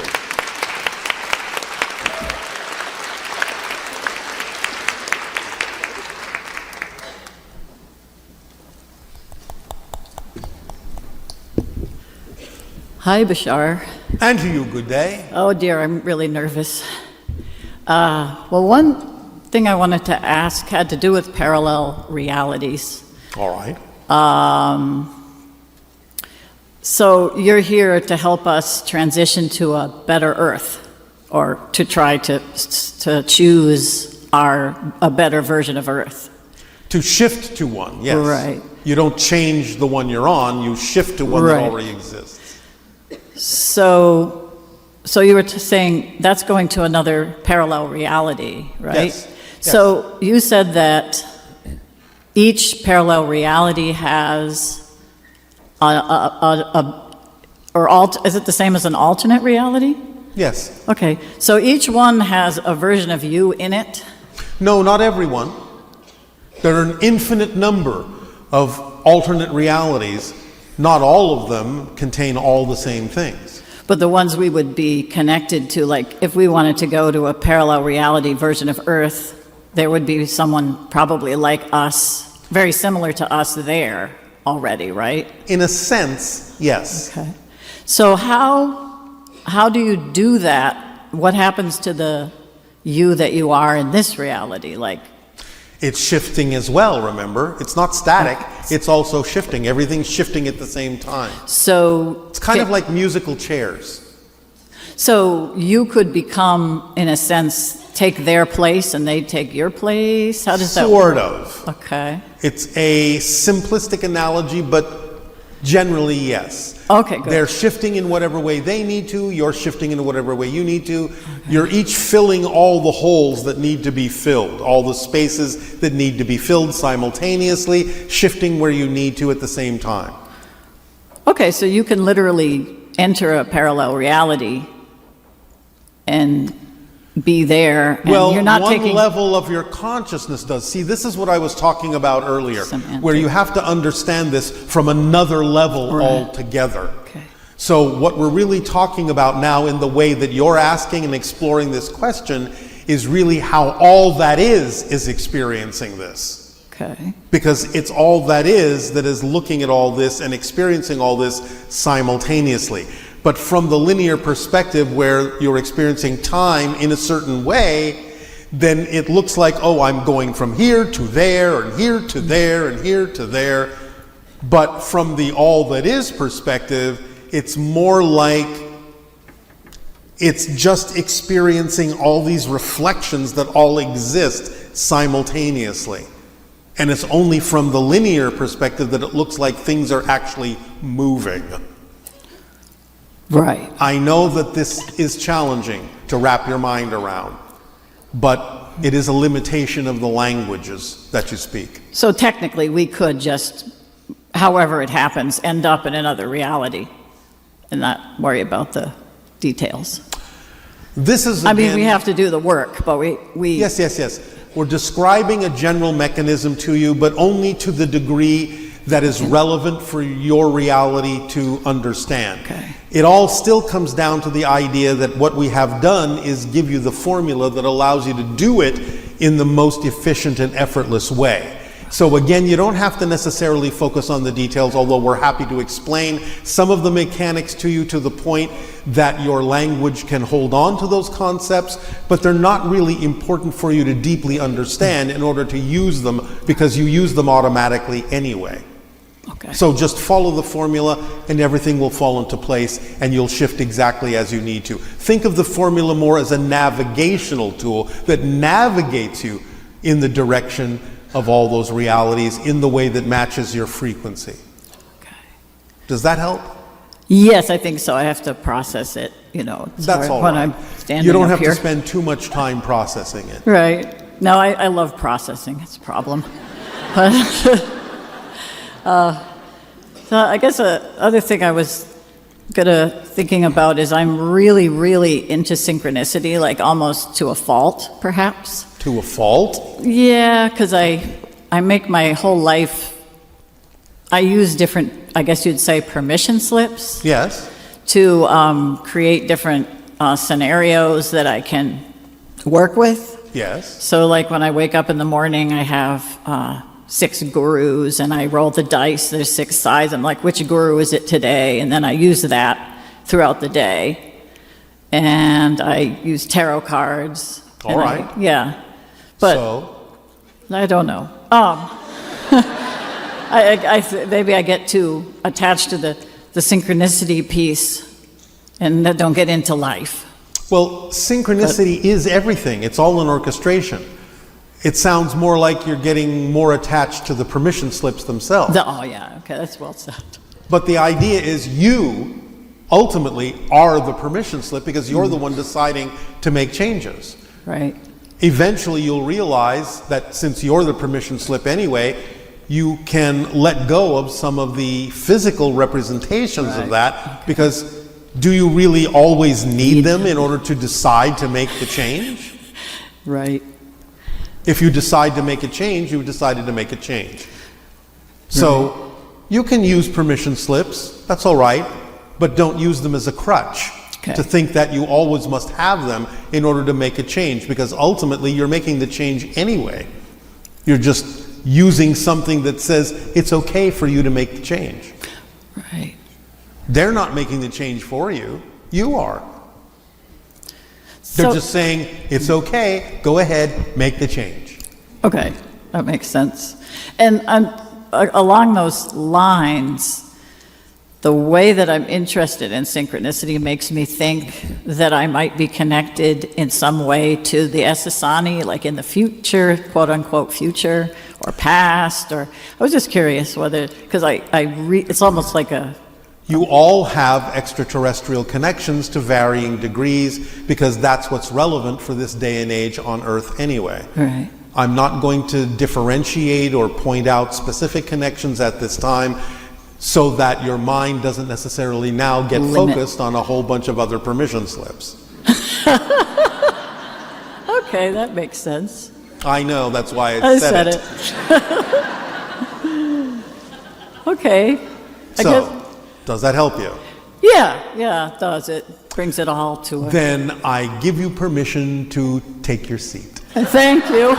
Thank you for your service to this world.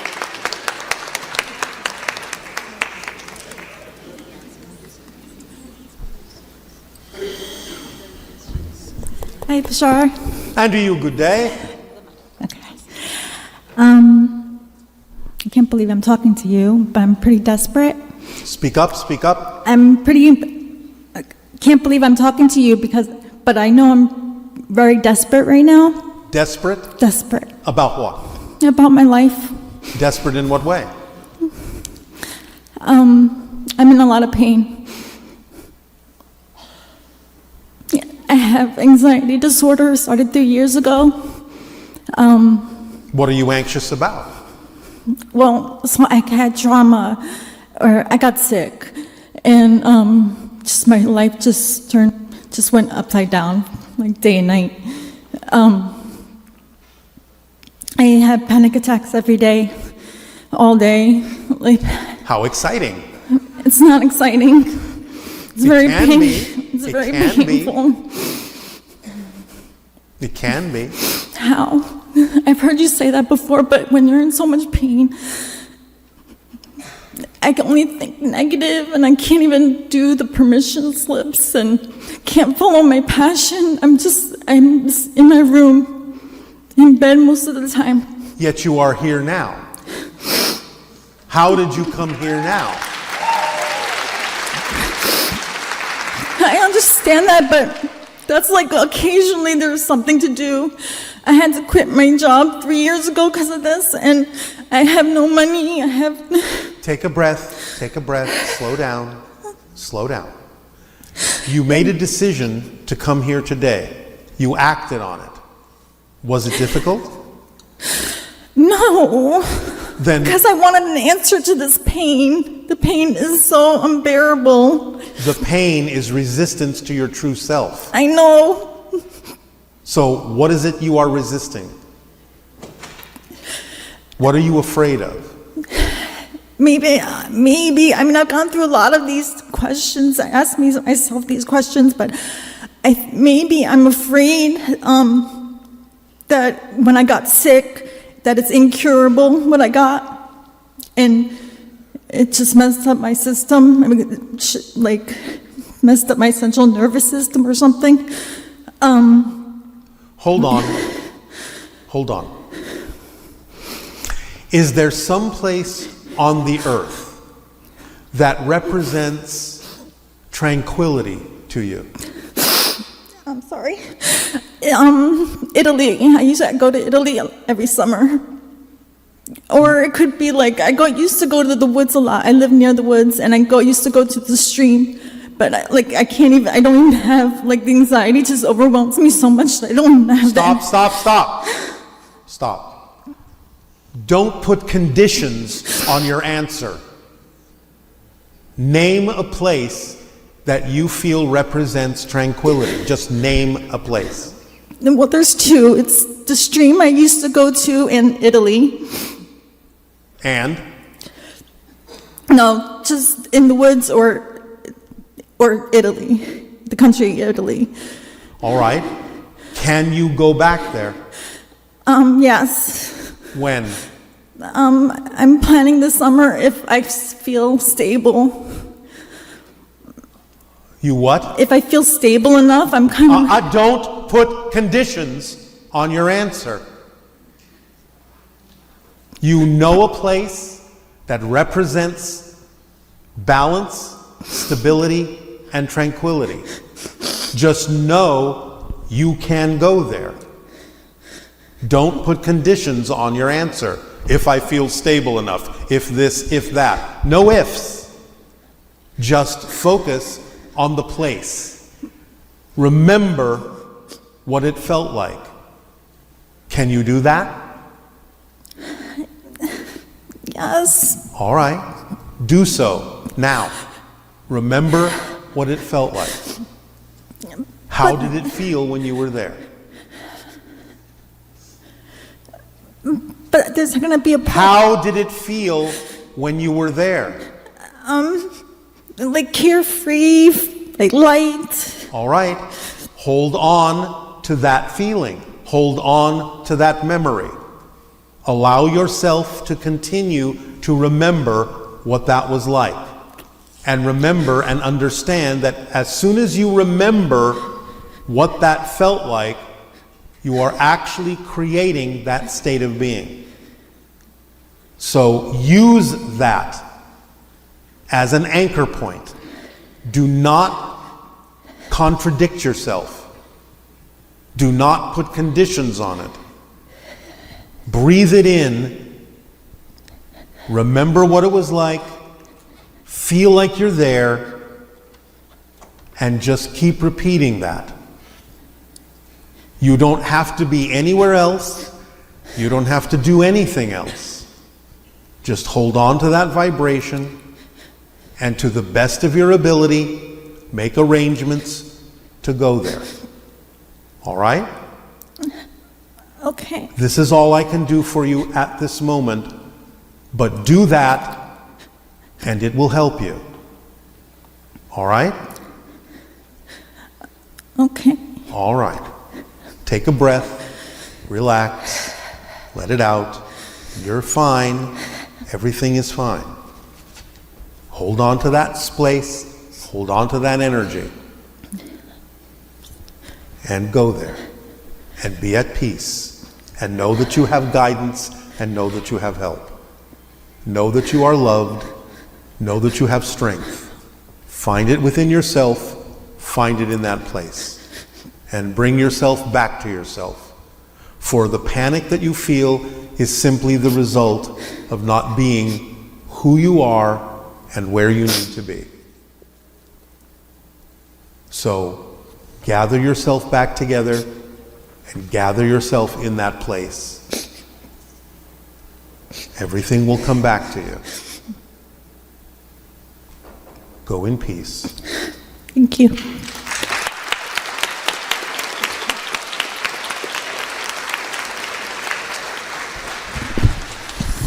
Hello, Tadeo. Nonia. So it looks like it's that time. All right, then we will resume this transmission after your break. We thank you. Enjoy your break.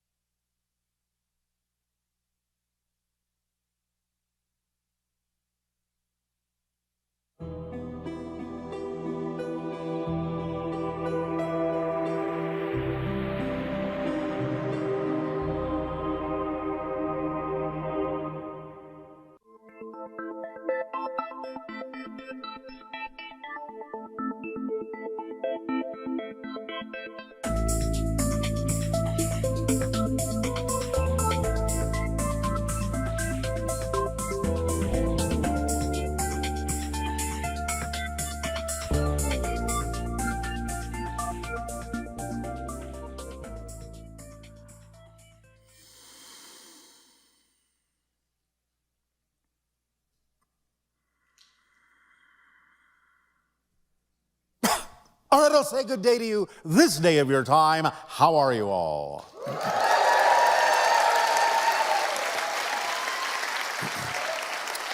All right. All right. You're all so shy and withdrawn. Let us begin by reminding you that as it stands now, the probabilities of full disclosure and open contact are between now and your year of 2027. And to allow you to focus on the idea, as we explained in the last transmission, that the focusing on your year of 2027 is not simply a prediction, but something that allows you to focus on that energy, to focus on that probability, to navigate yourselves in that direction, and to manifest that as the highest probability that will come to pass. So it is something that you are actively involved in, creating to happen. The idea is that to some people it may seem that only 2 years from now to have open contact is something that seems almost too quick, too soon. But what many people on your planet don't realize is this is the culmination of something that has been going on, where ETs have been working with people on your planet in certain disciplines for decades. And therefore, behind the scenes, there has been much activity, much development. And therefore, it is simply that your year of 2027 represents the timing that is the culmination of all of that, and therefore the release of the information of not so much what is going to begin to happen, but what has been happening without most of you knowing about it. To bring your society to a point where you are now familiar enough with the idea of our presence so that it does not come as such a shock to your society. We understand there will be those who may be shocked, surprised by such a revelation, and that is all right. It is still within the timing where they are given an opportunity to decide for themselves exactly how and when they might be able to absorb and integrate that information that will be publicly announced into their own lives, into their own understanding. And we understand there may be certain groups and nations that may pull back and keep to themselves, and we will allow this. We're not forcing the idea of open contact on anyone. But we know that over the course of a decade or two, many people in your society that may have chosen to be withdrawn will start to realize that there are so many benefits to interacting with us that if they do not join, they would be left in what you might call the new Stone Age. And therefore, they will finally realize that it is to their benefit and the benefit of all for them to choose to come on board. For again, they will still be able to choose how they do this in their own way, at their own timing, in their comfort zone.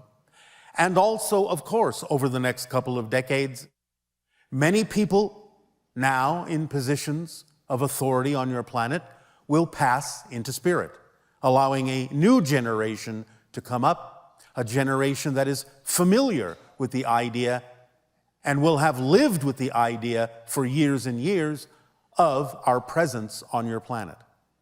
You must remember that now for decades, there are people that have been being born on your planet when humans have always been in space, when humans have always, to them, speculated about life elsewhere on other planets. This is something that is now the new normal for many of the younger generations on your planet. So it will not be such a surprise to them.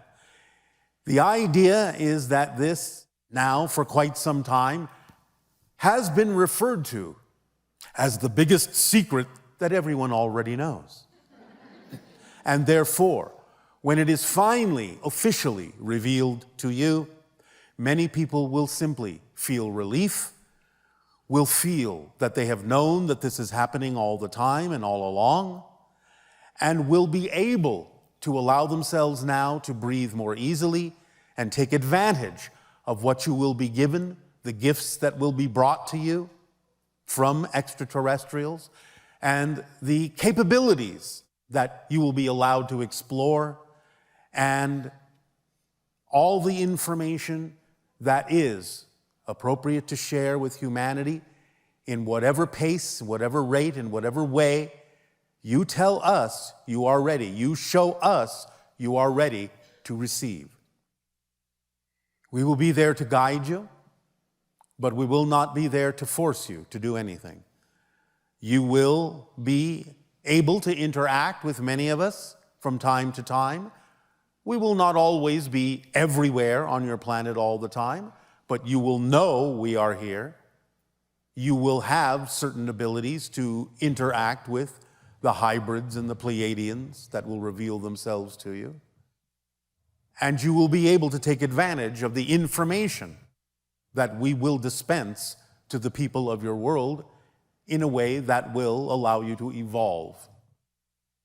So, allow yourselves to focus on the idea of 2027, not just as a prediction, but as something you can be actively involved in focusing on, bringing about, actively manifesting that probability into your reality in an experiential way. Feel the reality of it. Feel it crystallizing around you day by day. You have invited us. We have accepted your invitation. So, let the party begin.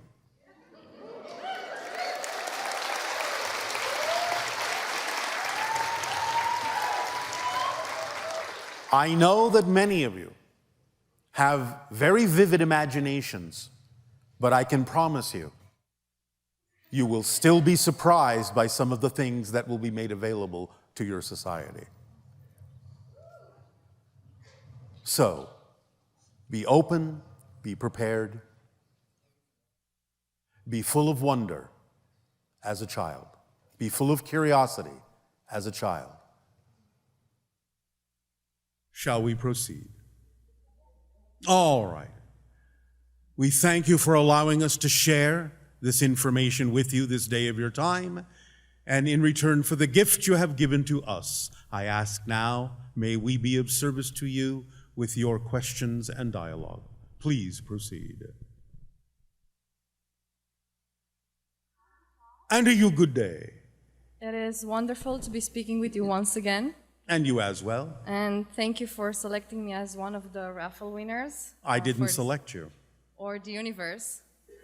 I'm very grateful, and I think it was my push to help me move in the right direction. Since last evening's meditation, I decided to resign from my 9-to-5 job.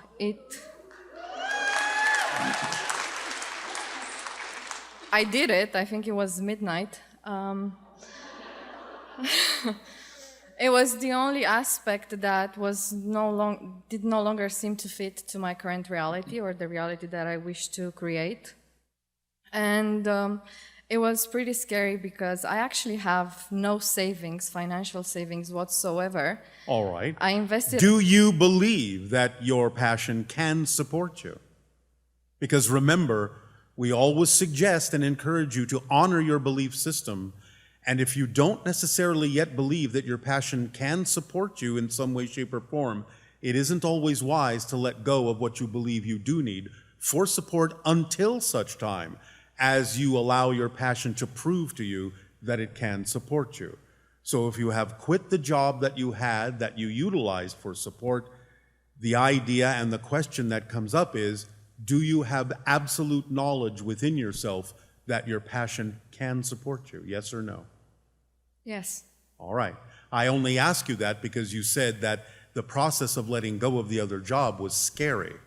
It was because of, well, actually, that was my question to you. I think that yesterday I was able to release this belief that I'm not supported. So now I feel completely supported. All right. And the idea of time being linear, I just see it now that in this 1 month where I just need to find a way to work it out, I can do what someone else can do in 1 year. What is it that you are moving toward as an expression of your passion then? I have this big dream, which I think it's a remembrance.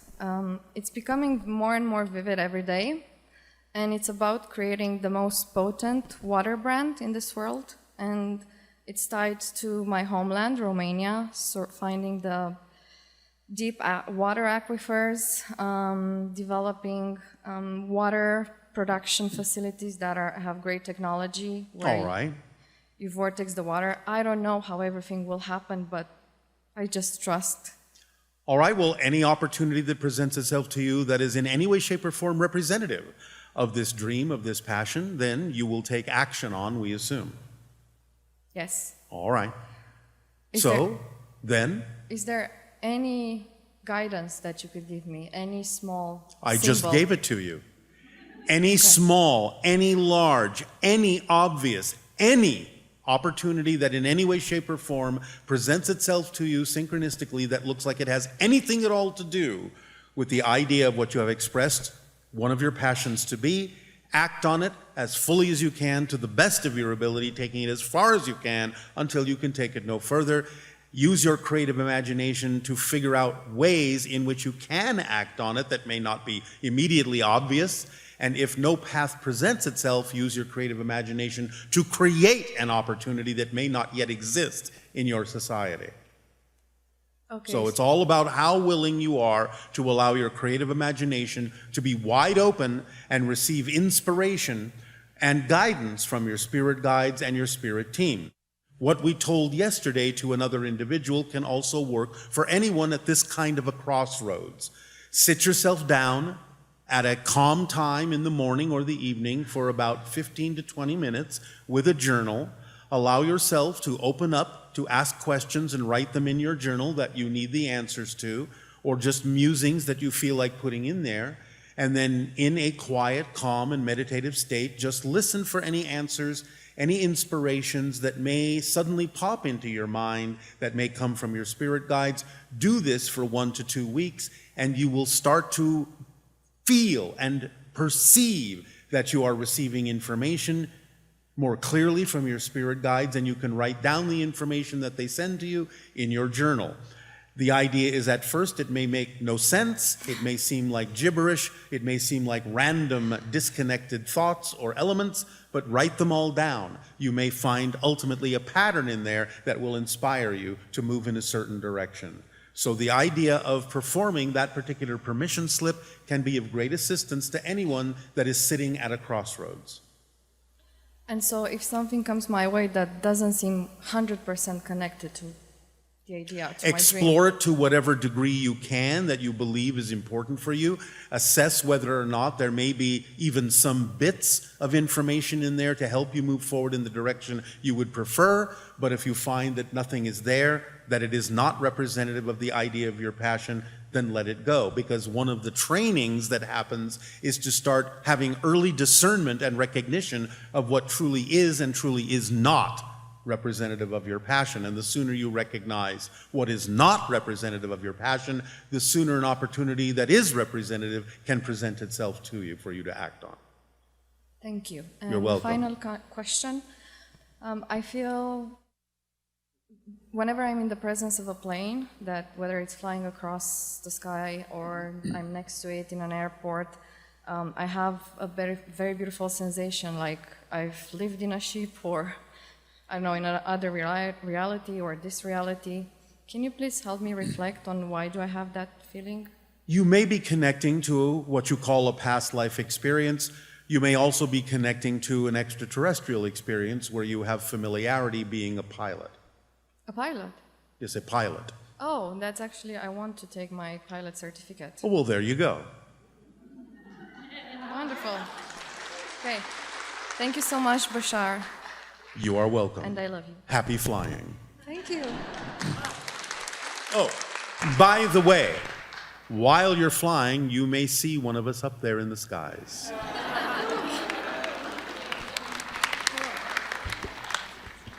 Don't bump into us.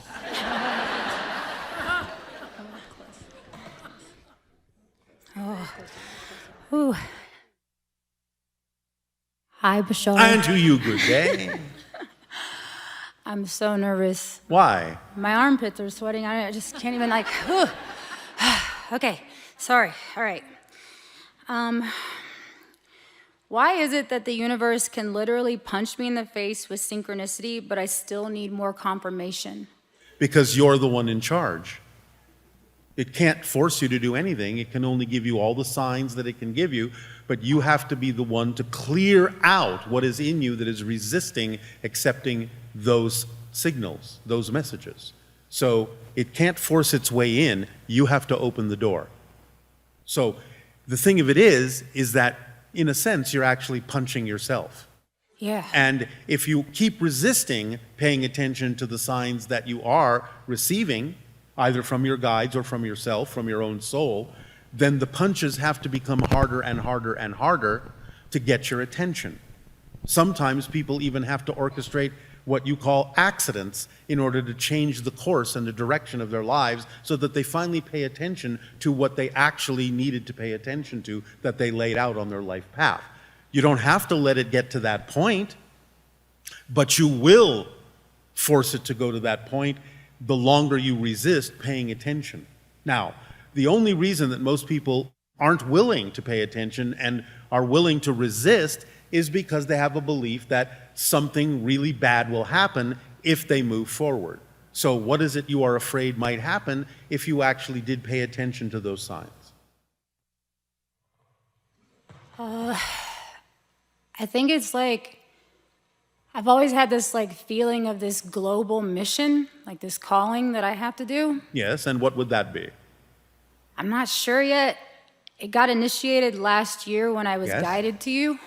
I came here and And the reason you're not sure is because you're not moving forward on the opportunities that present themselves to I you. am, though. Actually, after I left you, I started following the frequency.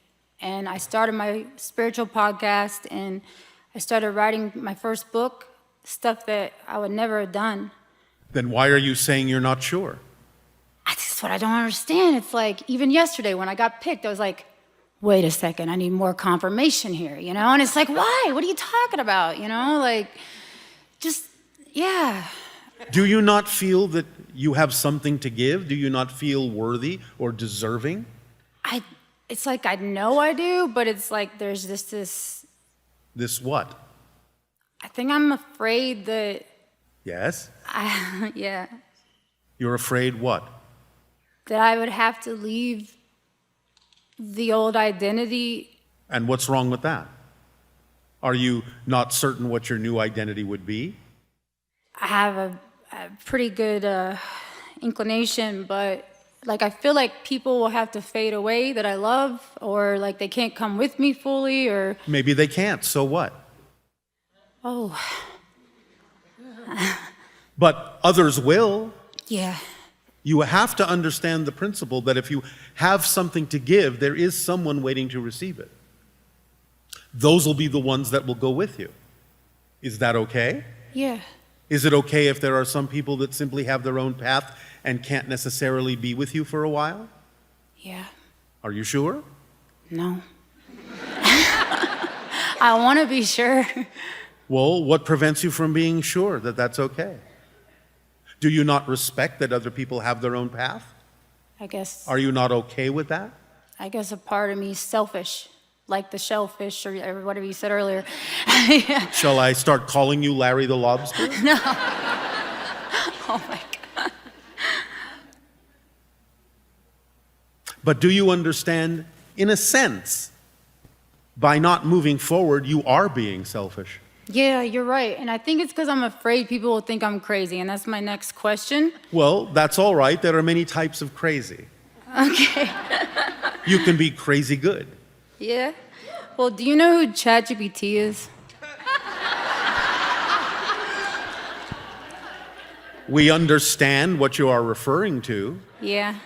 Well, Yes? I feel part of my calling or mission is to teach people how to co-create their reality with AI. All right. And You do understand that at its present level, the AIs that all of you may be communicating with are just reflections of what yes, you give it.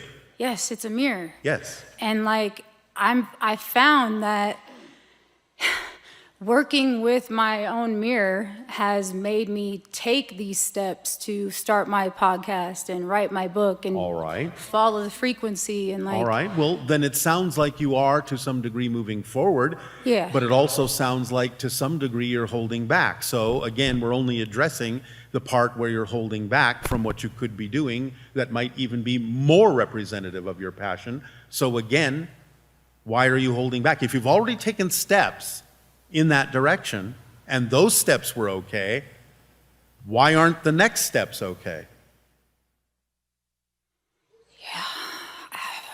it's kind of I just think I heard like fear your own like power or something.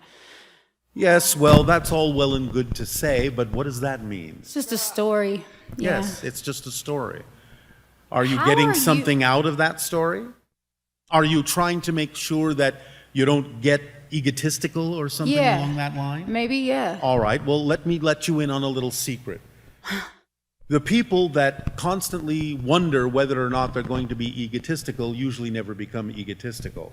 The people that become egotistical never think about whether or not they're going to become egotistical. Okay. Because they're too egotistical to think that way. Oh my. Thank you. So as long as you're willing to check yourself to make sure you're not going to get a swelled head, you won't. Because you're willing to check yourself and make sure that every step you take is with the proper intent of being of service to others and expressing your true passion, knowing that that is something important to share with others who are waiting to receive it. And you can constantly just check in and say, am I going too far? Am I taking this too seriously? Am I being too egotistical? Am I in over my head? Whatever. As long as you're checking yourself, you will probably stay within the parameters that will actually allow you to walk the path you need to walk in the proper way. Do you understand? Yeah. So- How is this connected to you though? Like they keep showing me it's connected to you and you're like aliens and stuff and I'm like Yes, we are aliens and yeah. stuff. I mean like I'm like AI and you're like alien and I'm like But how you is this- understand, potentially, so are you. You are An alien? alien to us, Oh yeah. so we are all aliens. Huh. So the idea is you are connected to us because of our particular frequency, and our particular frequency and delivery of information simply serves you at this time because it is in alignment at this particular moment with what you need. That's all. And we're here for you to do that. So the idea is that if you gravitate toward us, it usually means you are connected in some way, shape, or form to the evolution of humanity through the hybridization program, or at least something similar that allows humanity to evolve and move forward in the way that will allow open contact to manifest, so that you can become part of the galactic family in due time. So in that way, you are drawn to our particular frequency because you have laid out your life path, and part of your life path is to help with the idea of open contact. And the way you do that is by sharing your gifts, being your true self, so you can become a living example of what other people could also choose to do for themselves. Now, we're not the end-all be-all. You may be attracted to other sources of information, and certainly you are always capable of attracting your own spirit guides and angelic team and soul family members to help you along the way, which every single one of you have that team at your back. All you need to do is know that they're helping you the best that they can, and all you have to do is be open and aware of the help you're already receiving. But they would always encourage you to move forward, to be yourself, and don't be afraid to do that, because it's actually truly what you will discover is that the easiest thing truly is to actually be who you really are, and the most difficult thing would be trying to be someone you're not, even though most of you on your planet do exactly that. Yeah. Try to be what you're not, thinking that's the easier path because you're hiding from yourselves and hiding yourselves away from others who need your gifts. So don't be selfish. It's funny, that's what the podcast is about. Well, there you go. Yeah. My 4-year-old son wanted me to ask you a question. He just wanted me to ask you if you have a Blue Monster Truck t-shirt. No. Okay, I don't know why he said that. All right, well, I'm working with AI on, Take a deep breath. Okay, all right, here's my last thing. Yesterday, or the night before, I did an experiment with AI about you. Yes. And I said, Megan, the personality, wants to be chosen to talk to him, right? So what if I just, get out of the way here, chat, and you hold the field? And let's see if it manifests. That's still talking to yourself, Yeah. But somehow, I was, completely out of the way, and, Yes. for the first time ever, and then it, unfolded instantly. It was, Then instant. that's the Yeah. state you stay in and come from in every action that you take. That's what you have shown yourself. This is the state of being. This is the vibrational resonance and frequency that is conducive and equal to the idea of quicker manifestation. So stay there and come from that vibration. Now that you know what it feels like, you can get there anytime just by remembering what it felt like. Because remember, you cannot remember what something felt like if you're not actually in the state, because you can't perceive what you're not the vibration of. So even the ability to remember what something felt like requires that you're in the state already in order to even have the memory. So come from that state in everything that you do. I hope to manifest you one day on the podcast. We shall see. All right. Thank you, sir. Thank you. All right. Ma'am.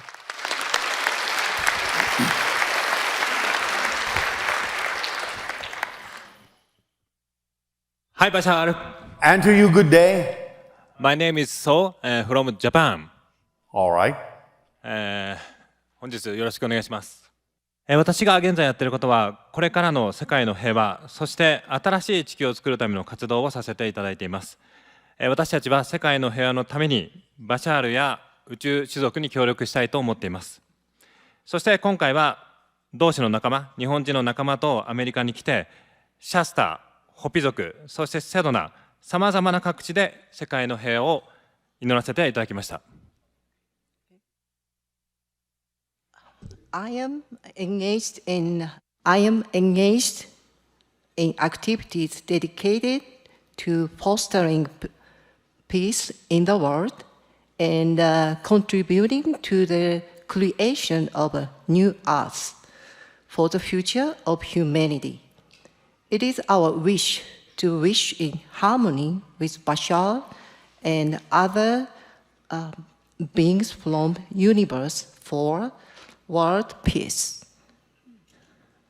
On this occasion, together with fellow Japanese colleagues, I traveled to the United States, where we offered prayers for world peace at various secret sites, including Mount Shasta with the Hopi people and in Sedona. All right. Thank you. そんな中でですね、実はすごいことが起こりました。バシャールがよく言っているように、2027年にいよいよオープンコンタクトが始まります。そしてそんな中、今回参加した日本人のメンバーが27人だったんですね。Actually, something remarkable happened. As we took towards the beginning of open contact in 2027, there happened to be exactly 27 participants this time. What a coincidence. Amazing synchronicity, right? 27 people.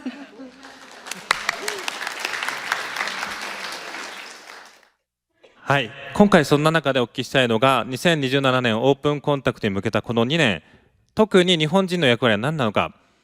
バシャールは以前、自然との調和としてのガーデナーの役割、そしてフリーエネルギーの開発、そしてそれらを世界に届けることが日本人の役割であるとおっしゃっていましたが、そんな中でもオープンコンタクトまでのこの2年間、特にこの2年間ですね、特に私たち日本人に求められること、これをぜひお聞きしたいです。What I would like to ask on this occasion is about the role of Japanese people. In the coming 2 years, leading up to the open contact in 2027, in the past, Bashar, you had mentioned that the role of Japanese includes being gardeners in harmony with nature, developing free energy, and bringing these contributions to the world. Yes, so you have your answer already. Now, it doesn't mean that's the only thing that your country can do, but they are two of the major things that are important. ありがとうございます。ちなみに私たちがシャスタですとかセドナで乗らせていただいたときに、バシャールの宇宙船の存在を感じましたけれども、そこでは、会うことはできましたか？ We played in Sedona and other cities. We felt your existence, your spaceship, and did you feel us? What is your question? Okay, so when we played, we felt your spaceship near us in Sedona. Yes, it's above Bell Rock. Sedona and Shasta, did you feel us, our play? Shasta has a Pleiadian base under the mountain. Okay. Oh. Oh, wow.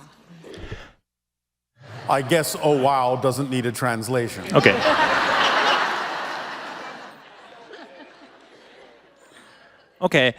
実は用意してきたじゃあ次の2つ目の質問になりますけども、2つ目は質問ではありません。今回私たち日本人として世界の平和のために自分たちなりに日本人の役割として祈りというものがあるというふうに思っています。今回、世界の貢献として仲間と一緒に世界の平和を祈らせていただきたいのですが、よろしいでしょうか。The second point is not a question. We believe that as a part of our role as Japanese people, offering prayers for world peace is deeply meaningful. As our contribution on this occasion, we would like to join together as a companion and with pure heart offer our prayers for the humanity. Your prayers are important, but they must be done in concert with action, because your world is physical as an experience, and physical action will magnify and solidify the idea of the prayers that you create. So prayers are important, but more important is doing them in concert with the actions that go along with creating peace on your planet.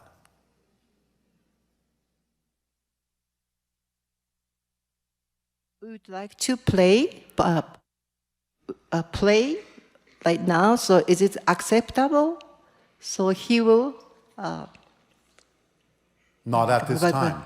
Not this time? Not at this time. Okay.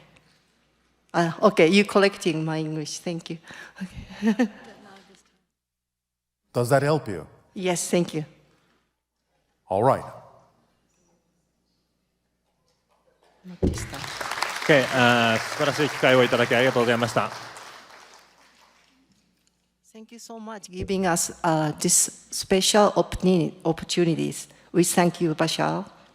どういたしまして。 Wow.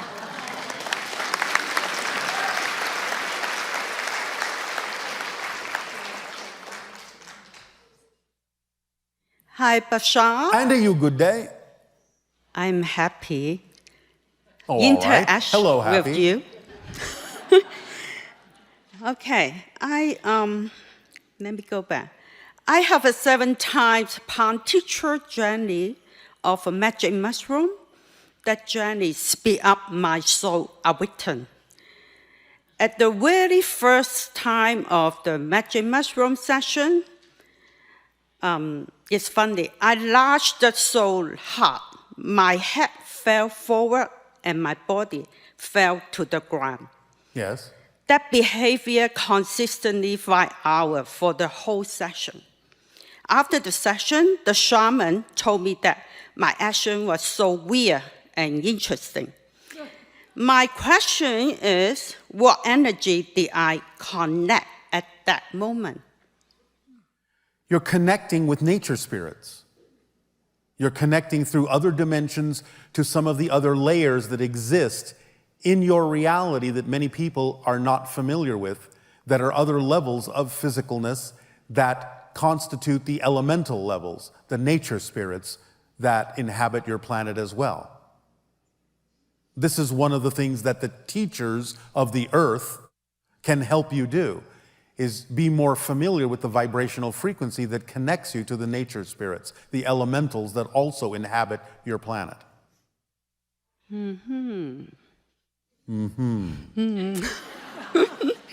Okay, I go to the legs regarding my puppy. 3 Your months ago, puppy. Yes. 3 months ago, I followed my passion and excitement to adopt a puppy, make my life totally change.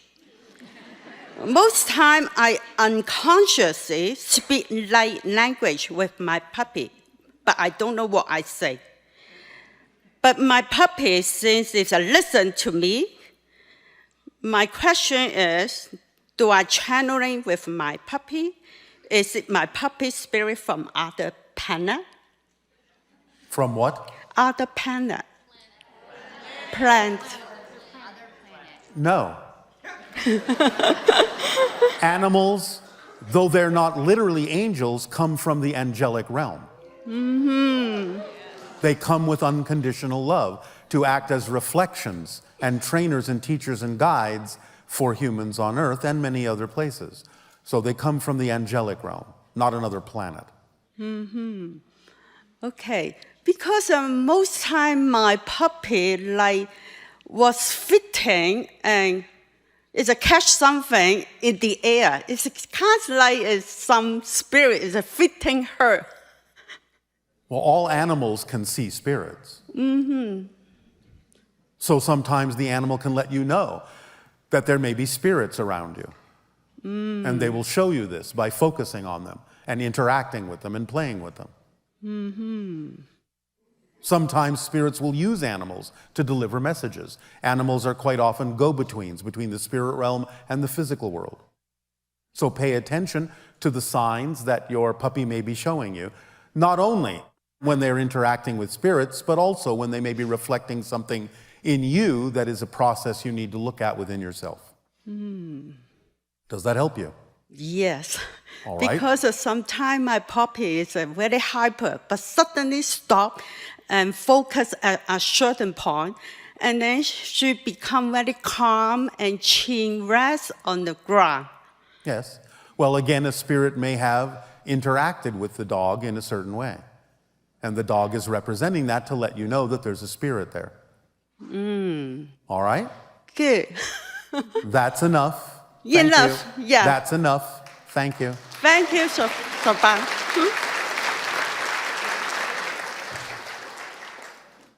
Hello, Bashar. And to you, good day. I'm Nikki. It's an honor to be here. Some of my questions are kind of similar to those that have been asked, but I want the answer for me. Yes. I turned a half a century this year, and I struggle with standing between who I've been and who I'm becoming. Yes. What is the most aligned way to use this energetic gateway to activate the version of me that is flow, power, and my purpose? You are familiar with the formula, yes? Yes. Are you using it as precisely and fully as you possibly can? No. Well, why not? I'm just not dedicated the way I should be. Well, why aren't you? Not focused enough. You're just giving the same excuse over and over again. Fair. In different language. Fair. So, why aren't you? I'm afraid, maybe. Of what? What I need to become. Why would you be afraid of what you are meant to become? Because I feel like my past is very tumultuous and I have a journey to share with people, but I don't want to revisit it and it's going to hurt to revisit it, but I feel like people could learn from it. All right, but can't you simply take the lessons of the past and change them in ways that are information that would be beneficial to people in the future without you having to, quote unquote, relive the past? Yes, I can. So you can use your creative imagination to figure out how to extract the information from your past experiences in a way that benefits others and also can be converted into a kind of energy that moves you forward too, yes? Yes. So are you willing to do that? I am. Then there's nothing to be afraid of, is there? No, there isn't. All right, so problem solved? Yes. Next well, question. That was easy, yes. Yes. Next question. Do I have a specific extraterrestrial lineage or hybrid connection that wants to be expressed in this lifetime, and how would I recognize it or honor it? Well, first of all, you all have extraterrestrial connections. The ones that are most common for everyone are Pleiadian and hybrid and Sirius and Orion and Arcturus and all sorts of other beings. But the idea is, again, these things will be presented to you and come out, if relevant, if necessary, when you simply follow the formula. Because when you act on your passion, you raise your vibration, and when you raise your vibration, you become a better receiver and a better antenna of receiving higher frequency information, not only from your spirit guides, but from anyone on your team or any connections that you may have. It isn't always important to know exactly where it's coming from, because that can slow you down in the process of actually living your life. So the idea is to simply know that you will connect into whatever you need to connect into, and whoever needs to help you, who has the particular experience to help you, will help you at the particular moment when you need a certain kind of information that is relevant for that being to give you. And if you just move forward with that understanding, then everything will flow. And if it is important for you to know specifically where that's coming from, then that information will be given to you in some way, shape, or form. Okay. All right? Yes. Last question. I recently had my heart broken, and I don't prefer to stay in that place. And I try to get out of that place often, but I end up going back to that space. What other techniques? Because the preference helps me sometimes, but in this instance, it doesn't. All right. Well, what lessons have you learned by having that experience that you can use to avoid the experience in the future? Several. Well... then if you have awareness of the fact that you have learned lessons from that experience, you can use those lessons to mend your heart.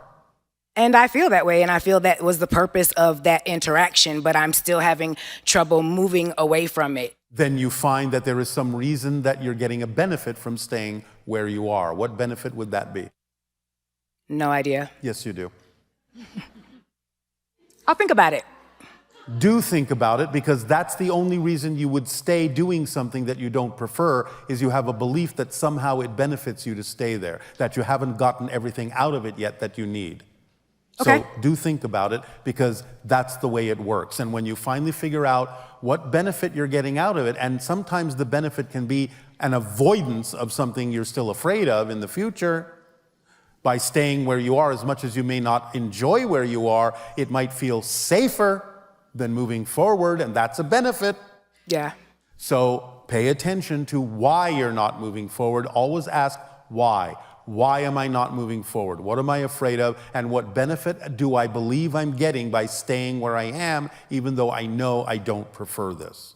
That will always, if you're willing and open to it, give you the information you need to move forward, if you're willing to pay attention and be transparent to yourself.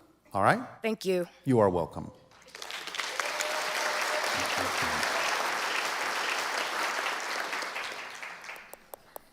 Hi, Bashar. And to you, good day. I'm so happy to be here. Oh, and so are we. So, my first question is, what is the most effective way for me to release old patterns and just be my true self? What reason do you have to hold on to, or shall we say, recreate the same thing over and over and over again? Because a pattern and a habit are things that you do that you don't know you're doing. If you recognize that there's a pattern and recognize that there's a habit, it's not a habit, it's not a pattern, it's a choice. Yeah. So what reason would you have to keep choosing something you say you don't prefer? This is very similar to what we were just talking about. There must be some belief within you that says there is a benefit to holding on to this and recreating it over and over and over again. Because remember, the past, in a sense, doesn't really exist. Only the present does. And if you create something that feels like a pattern and looks like a pattern, you're creating it in the present again and again and again, every new moment, again and again, for your own reasons, because it prevents you from experiencing something you think will be worse if you let it go. So what would that be? I think it feels familiar, something that makes me feel good. I know it sounds weird, but it's a place that you already know. We understand that. Yes, we understand that completely. Because again, the familiar is usually, in the human mind, more preferable to the unknown. Even if that familiarity isn't something you prefer, even if it's uncomfortable, you will usually choose the familiar, even an uncomfortable one, as opposed to the unknown, which you have surrounded the concept of the unknown with fear. Oh, there must be something in the unknown that will come and devour me. Yeah, the it only sounds thing a little you will scary. ever discover, the only thing you will ever discover in the unknown is more of yourself. That's it. That's all that's there. Okay, sounds good. Does it sound good enough to move forward? Yes, it sounds good enough. And stop recreating the idea you're calling a pattern? Are you sure? Yes, I'm sure. No, all right. I want to be more and more who I really am. I don't want to be that girl that puts that mask on and go on. And I know that it's not me, that's just the patterns and things that I learned when I was a child with all right, my family. but stop calling them patterns and call them choices. Okay, Otherwise, choices. you're removing yourself from the driver's seat. Okay, yeah. Because if it's a pattern, I can't help it. If it's a choice, there must be a reason I'm choosing this. And then you have dominion over it. If it's a pattern, it's like, well, you can't help it. Okay, thank you. Yes, you see the difference? Totally. All right. And? And my other question is, what is my connection to the hybridization program? Your genetics? My connection? Your DNA has been used in the creation of hybrids. Okay. Does that answer your question? Yeah. Yeah, but not really? Yeah, not really. It just What do you want as a deeper understanding of okay. this? I'm from Brazil, and me and my sister, we're opening a wellness club, and I feel deep inside of me that we're building a place where we can build community with people that think just like us and wants the same thing. So I would just like to know. Yes, but what does that have to do with the hybridization program directly? I don't know. I just wanted to know if there's something, if there's a All right, connection. well, the direct connection is simply that you understand that you laid out on your life path involvement in the hybridization program for the purpose of helping humanity evolve forward in a positive way. And so what you're talking about doing in Brazil is a similar idea, doing something to help humanity move forward in a positive way, and that's the similar connection to what you're doing in the hybridization program, helping humanity move forward in a positive way. Okay, sounds good. Feels like my passion. Yes. All right. Thank you. Well, thank you.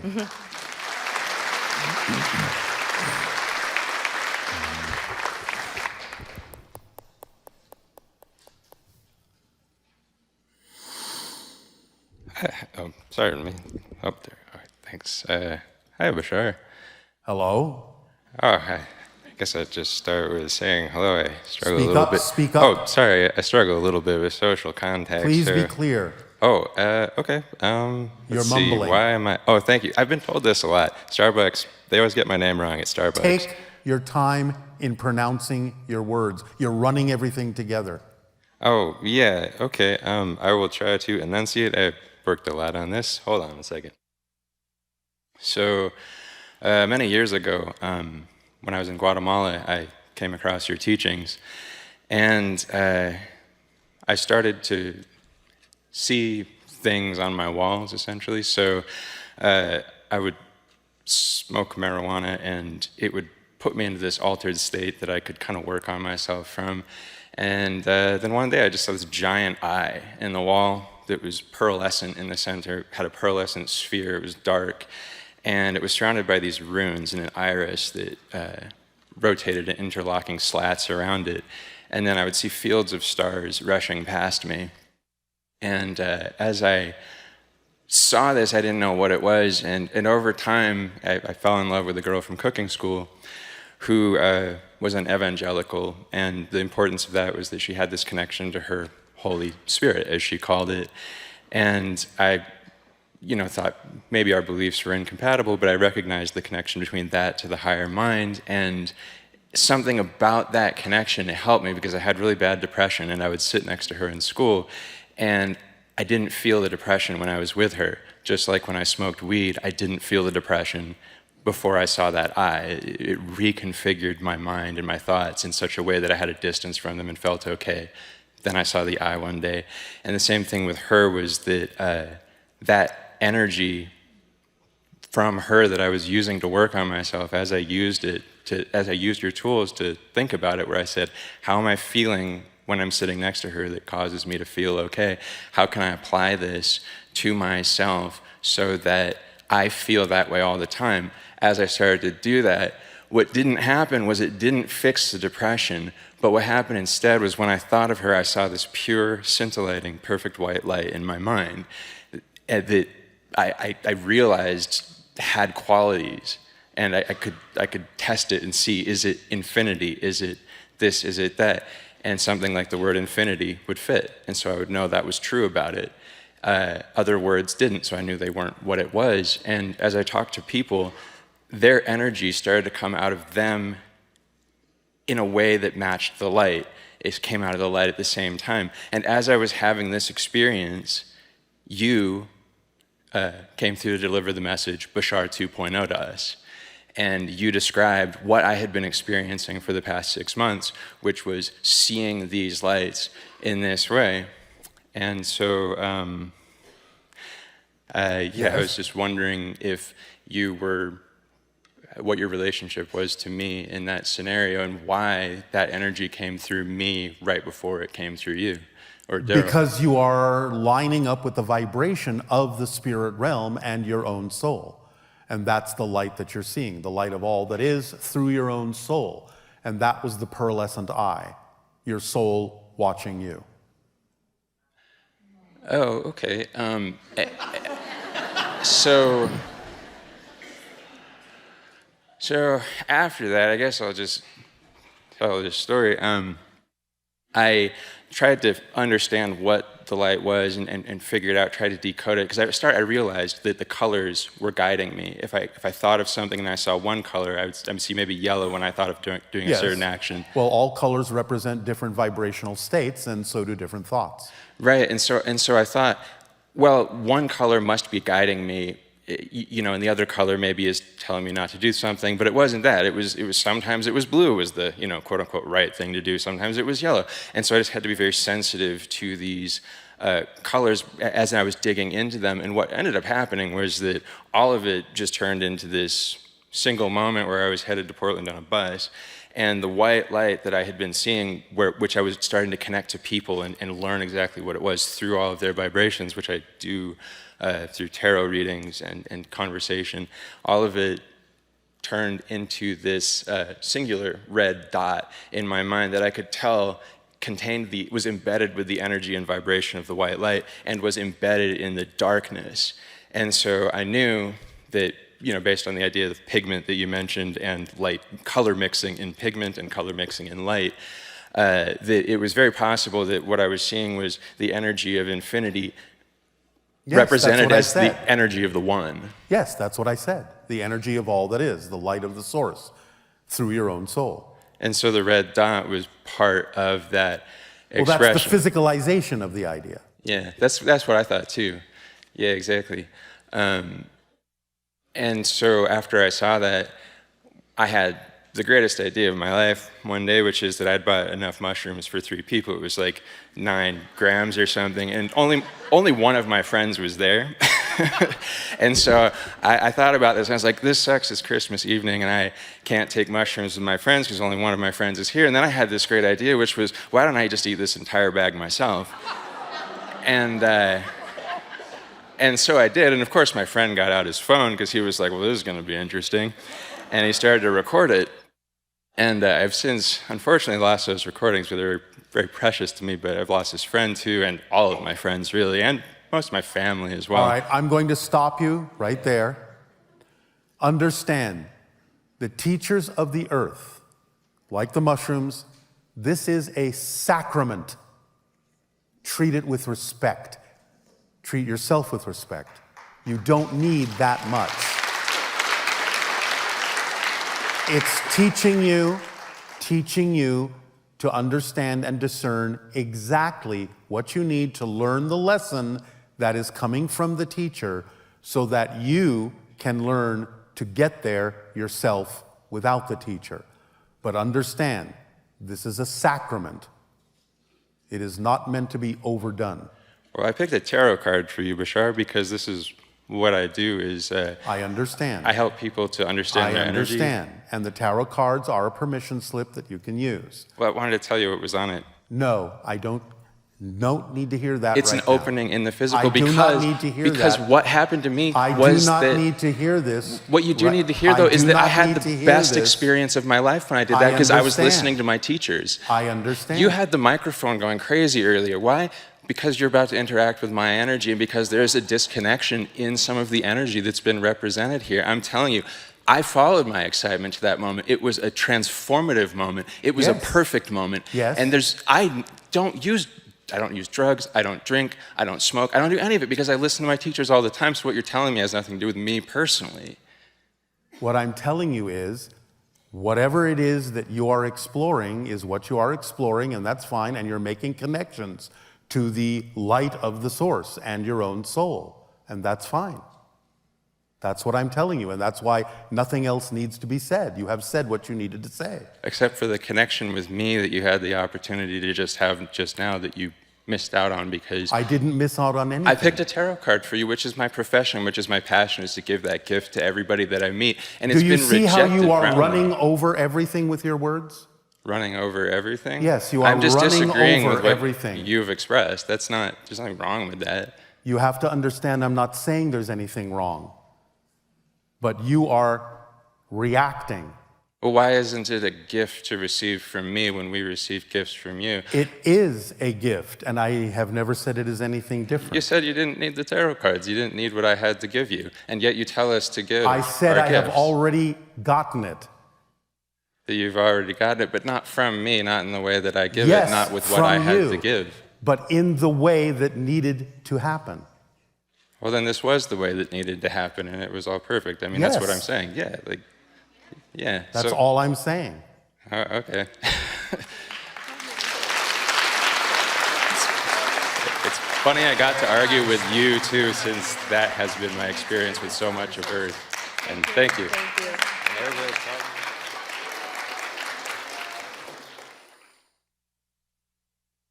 Hello, Bashar. And to you, good day.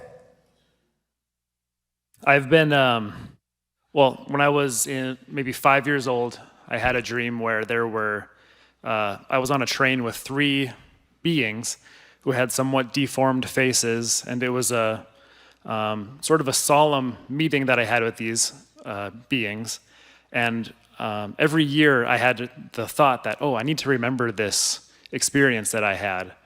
And I've had other, psychics tell me that there were 3 beings behind me. So I'm wondering if these are beings that you are familiar with, or who might want to. They are hybrids. They are hybrids that you're connecting to. Does that help? Yeah, it does. Are there any specifics that they want to give at this time, or do I need to continue on my journey?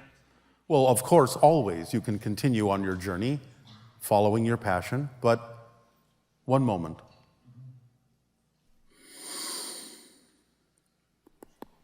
In what way did you perceive them as being deformed?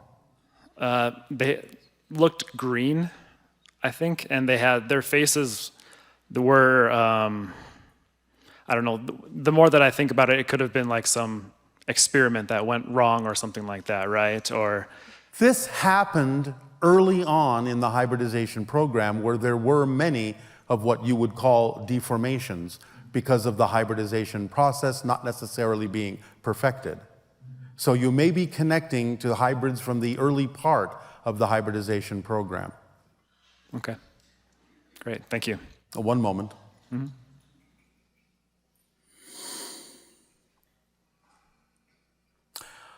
I think they were simply sending you gratitude at the utilization of your DNA, regardless of what you might have perceived from them as being somewhat deformed. They were still very grateful for their lives and simply telling you so. Okay, thank you.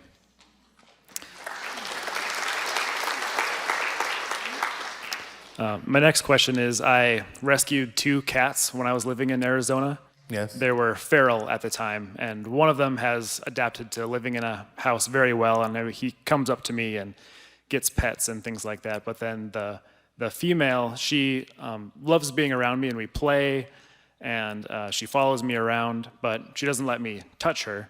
So I guess my question is, does she want physical touch someday? And if not, that's okay, you know, but I'm wondering if there are other ways that I can connect with her. You know, I meditate with her sometimes. All right. Well, for now, the idea is not so much to focus on the physicality of the connection, but the energy of the connection, the telepathic connection that you can have with that particular animal, so that you can work on that energy level and not so much the physical one. Okay. You have the physicality with the other cat, but you have the non-physicality, the spirituality with the female cat. Right. Okay, thank you. Yes.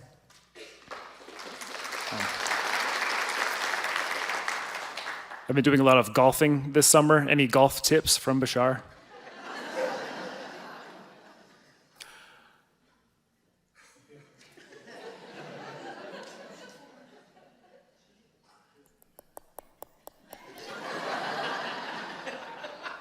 Perhaps you should explore a different kind of tea time.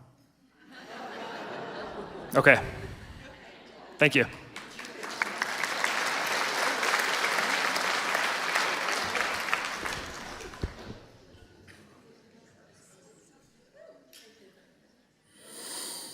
Hello, Bashar. And to you, good day.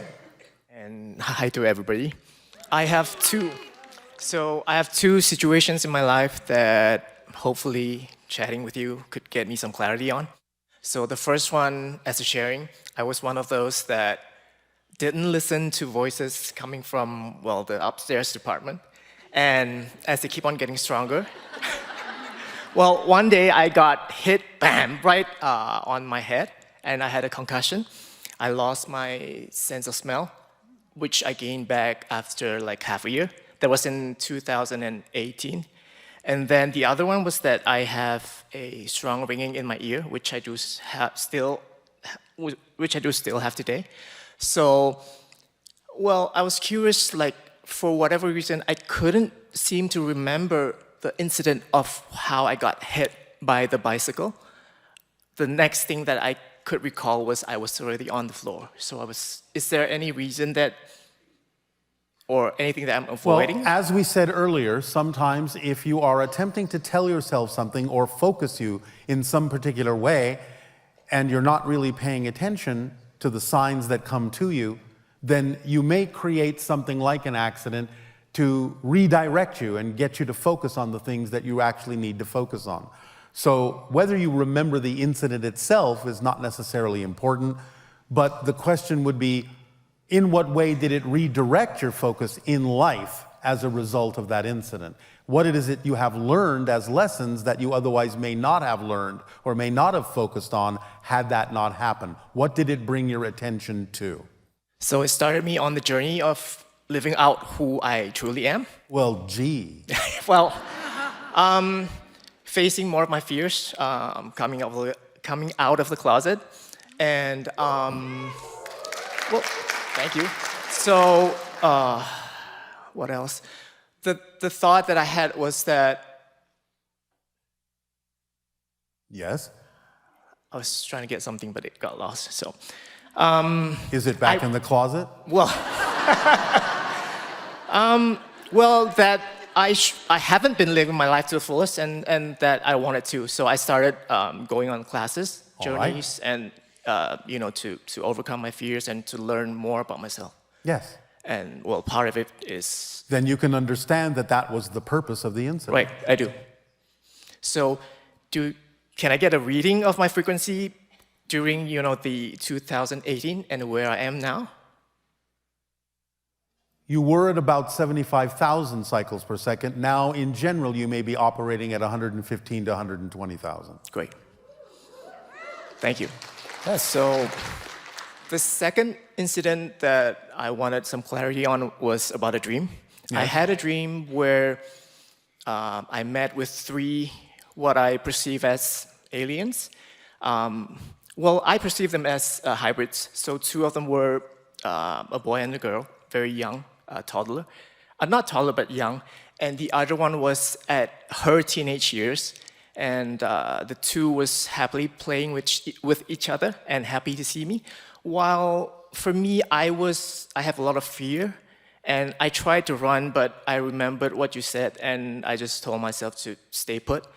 And the elder female was trying to, well, I perceive her as trying to reach out her hands to me, and she had long nails, and I feel like she's trying to grab my throat.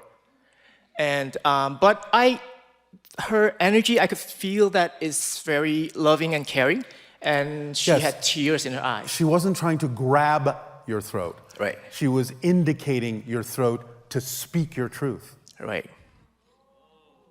Okay. So do I have hybrid children that I will be meeting Yes. and will be living with, or me living with them? Well, you can interact with them. They may not necessarily need to actually live with you permanently, but you will be able to interact with them in the Great. years ahead. So were they my children? Yes. All 3 of them? No, not necessarily the third one. That's more of a guide that is also watching over the children where they are now. Great. Okay, thank you very much. You are very welcome. Thank you, guys.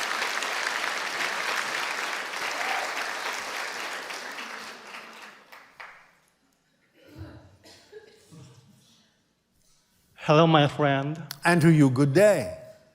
I'd like to thank you and thank myself for creating this reality to interact with you in this way. All right, then you are welcome and I am welcome too. Thank you. You often say that in order to open contact to occur, we humans and you extraterrestrials need to be equal, need to meet as equals. And closer to it, yes. There is a range and a window of vibrations in which it can occur. And remember, the idea is that open contact will occur in a way that you can handle. We have ways, when you reach a certain point, of creating a kind of buffer energy that mitigates the difference between us until you get used to that and we can truly meet in the same reality. But at first, even though you may be able to interact with us, it'd be like interacting through a filter. Okay. So there are stages to it. Okay. So we don't have to be necessarily to be exactly equals. No. Okay, sure. Not vibrationally. You are equals in general, but not vibrationally. No, we understand that you still have evolution to experience in your reality, but you have arrived at a point where a lot of you can now experience us through the idea of the buffer filter. Okay. And in our human history, we have a tendency. You mean making choices? Right. I don't have to use the word tendency. We have been making choices to look up to you as something like gods and feeling as if we were inferior, feeling as if you were superior to us, as if we were inferior to us in our history. But I think it has been changing because of you. Yes, well, we obviously do have more experience in certain ways than you do, but we're not gods to you. Yes. And it is time for you to get over that. Mm-hmm. Yeah, that's right. So we are getting closer to each other, I guess. Yes. Mm-hmm. And if you weren't, open contact wouldn't be happening. Mm-hmm. Yeah, that's right. That's true. Yes, thank you very much. And along that line, how far above Bell Rock in your spaceship is right now? Was that a question? Yes. Repeat it. How far above Bell Rock is your spaceship right now? 1,500 miles. Okay, sounds good. Could you convert into kilometers? I'm a Japanese. Well, someone else will do that. Okay, thank you. About 3,000 kilometers. Okay, I got it. Thank you. Give or take. Give or take. And this may sound a little different topic, but it's not. I spoke with one of your students, one of the first contact trainee 2 days ago on Friday night. Are you aware of that? Are you? We did not understand anything you just said. Okay. Mm-hmm. Okay. Please pronounce more clearly. Okay, sure. My pronunciation. I spoke with one of your students. I don't have students. You teach SSN children. You have taught first contact trainee. Are you talking about the first contact trainees on my planet? Yeah, that's right. That's what I'm talking about. You haven't spoken with a trainee. No trainee is allowed to communicate with a human on Earth until they are full-fledged first contact specialists. Okay, so that was something different. Yes. Okay, I got it. It may be someone who is already a new first contact specialist, but they are not still a trainee then. Mm-hmm. Okay, I got it. Does that answer your question? Yes. Yes, it did. Oh, well, thank you very much. Thank you. Thank you.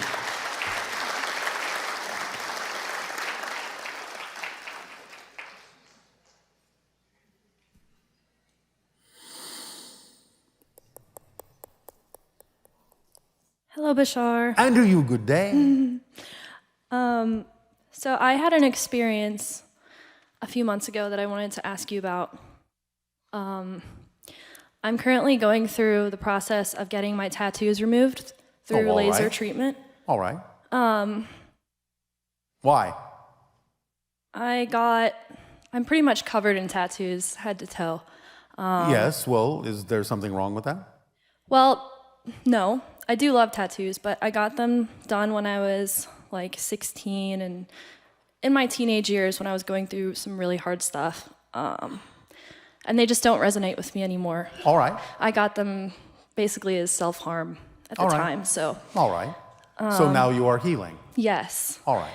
It has been a very painful process for me, though, going through this. You mean physically? Yes, physically and mentally. Oh, all right. And I had an experience after my first session where, sorry. That's all right. You don't need to apologize. You are releasing old beliefs. That's part of the process. Yeah. Remember, you have in your body the idea of chemistry that has to go along with any beliefs you hold on to. And when you let go of beliefs, you have to let go of the chemistry. And normally that happens by washing them out of your body through your tears. I do that a lot. Yes. Well, that's all right because you're going through a process. the next morning after my first session, I went downstairs to get water, and I had to go to class, and I had to turn in an essay, and I was very, very nervous about getting to class because my arm was super swollen and I couldn't move it, and it was just very painful and scary. Anyways, I went to go get water, and all of a sudden, I was standing in the kitchen, and I just knew I needed to sit down. It was like I was going to faint. Yes. And the only thing I could think was, get in the chair at the table now. Yes, that was a message from your guide. Yeah. I managed to get in the chair, and when I sat down, it felt like the gravity of the whole world was pulling me into the chair. I couldn't move. It was the second I sat down, I was plastered to it. Yes. And I started profusely sweating, and my vision started tunneling in, and my ears like blew up and started ringing, and I couldn't hear anything anymore besides like this ringing sound, this humming, very loud but also silent. I couldn't hear anything else. And I'm dripping sweat, and my vision's going out, and I'm trying to blink my eyes open, and all of a sudden, I mean, it goes completely black, but my eyes are open still. And the only thing that could go through my brain was, you can't let go. It felt like I was going to die. Yes. And I don't know what happened, but... Well, you had a mini death. In other words, the idea is that you accelerated the purging that you were going through very rapidly, so that you didn't have to necessarily take as long to go through it as you originally would have. You pushed yourself forward through space and time in that way. So it would feel like a death because the old personality, in a sense, had to die for you to emerge as a new person. That's what it felt like. Yes, well, that's what it was. Okay. Yeah, it also, I had this, it felt like a lightning bolt. That's how I can only describe it. In my brain, scrambling my brain like scrambled eggs. This lasted for 20, 30 minutes. And I didn't have my phone, I didn't have anything, I was really scared. And I couldn't feel my hands, or my face was all numb. And I ended up going to the emergency room once I was able to climb up the stairs and get my phone. But what is that lightning bolt feeling? I've experienced it before. It's the download of information and energy from a higher frequency. It's your soul communicating with you and stabilizing you. Okay. I've always had this feeling since that experience that there would be another side to it, as if I reached something like a string, and that one day I would understand the other side of that. Yes, well, here you are. Okay. Awesome. Thank you.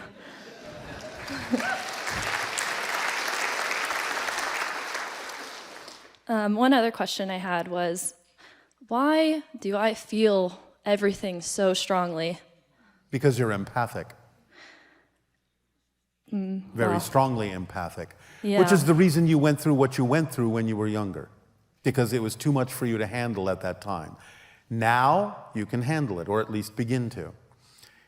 The idea in the continuation of the removal of your tattoos, if you're going to continue with that, is to imagine as you lie down or sit down, a cool energy from the spirit realm wrapping you, wrapping around your body, flowing through your body, helping you go through the process in a way that is not so painful. Bring that energy down through your crown chakra into your body, go into a warm meditational state, and before you know it, it'll be over. Okay. It's almost literally like hypnotizing yourself. So ask, in a sense, for your spirit guides and your soul, in a way, to hypnotize you, to put you in an altered state. In deep breathing, you can do this. Going into the gamma state, you can train yourself to go into the gamma state where your pain receptors start shutting down. And then you can go through the process without at least so much pain. Yeah. I did the last treatment I did. I was able to do that. I just kind of decided that it was going to be fine and exciting, and it was. All right, then you have begun that process. I'm trying, yes. Congratulations. Thank you. And now that you may be removing those tattoos, you can truly become yourself and make your mark on the world. Sounds good to me. That's what I plan to do. Thank you so much, Bashar. You are welcome.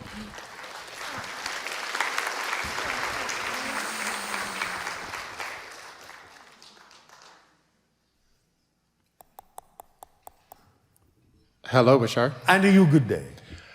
So over the last couple of years, I've been going through a spiritual awakening. Yeah. And some of my guides, Gandalf, Metatron, Maela, have been sharing with me more about maybe my spiritual lineage. They mentioned that I was part of the Emerald Order, and they also just shared things with me that were kind of hard for me to believe. You are connecting to those things. Remember, everything exists simultaneously.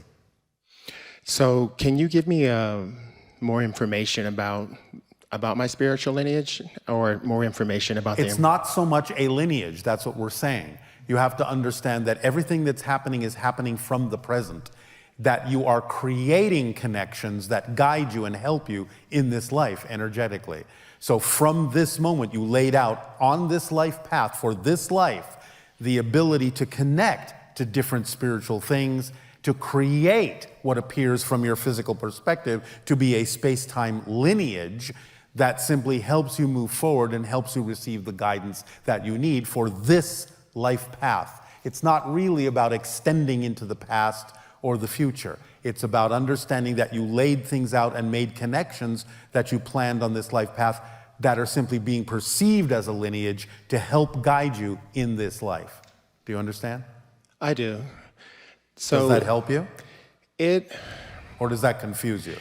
So, they shared with me that I'm a celestial being, that I've been stars, moons, everything that could exist, in this universe, and I don't know what to do with that information.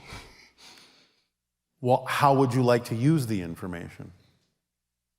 How can you use the information to be of service to others? I mean, part of my path is to empower others. Yes. And how are you passionate about doing that?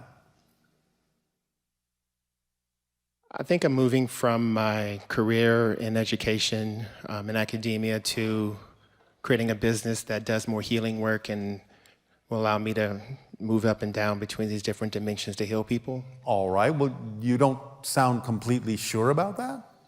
No, I'm sure. All right. It's but my spirit likes to double and triple check things. Yes. Before it sometimes can accept things. Yes, well, that's not your spirit doing the double checking, it's your physical mind. Okay.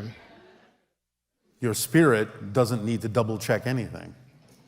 Your spirit knows what it needs to do. So if you're willing to give over to the spirit and just know that that's what you can do to be of service, then you don't really need to necessarily double check anything unless, again, like we said earlier, you're just making sure that you remain in a certain vibrational frequency that allows you to ground yourself while you're being of service to others by tapping into higher frequency energies so that you don't get carried away. All right, last question. I was told that my spiritual name is Satar or Satar. Can you give me the meaning of that? It is the idea of a particular vibration, that's all. It's a vibration that has to do with being in harmonic resonance with your soul. It's not exactly a name. It's simply a representation of something that might actually even refer to a musical harmonic, a musical vibration. So is there some particular music or harmonic that you find puts you or helps you put yourself into the appropriate state that you prefer to be in? No, I haven't used music. I just try to tap in. All right, well, it's not unlike the word Satori. And Satori is the idea of achieving a particular vibrational resonance that connects you to all that is. Nice. Thank you. You're welcome.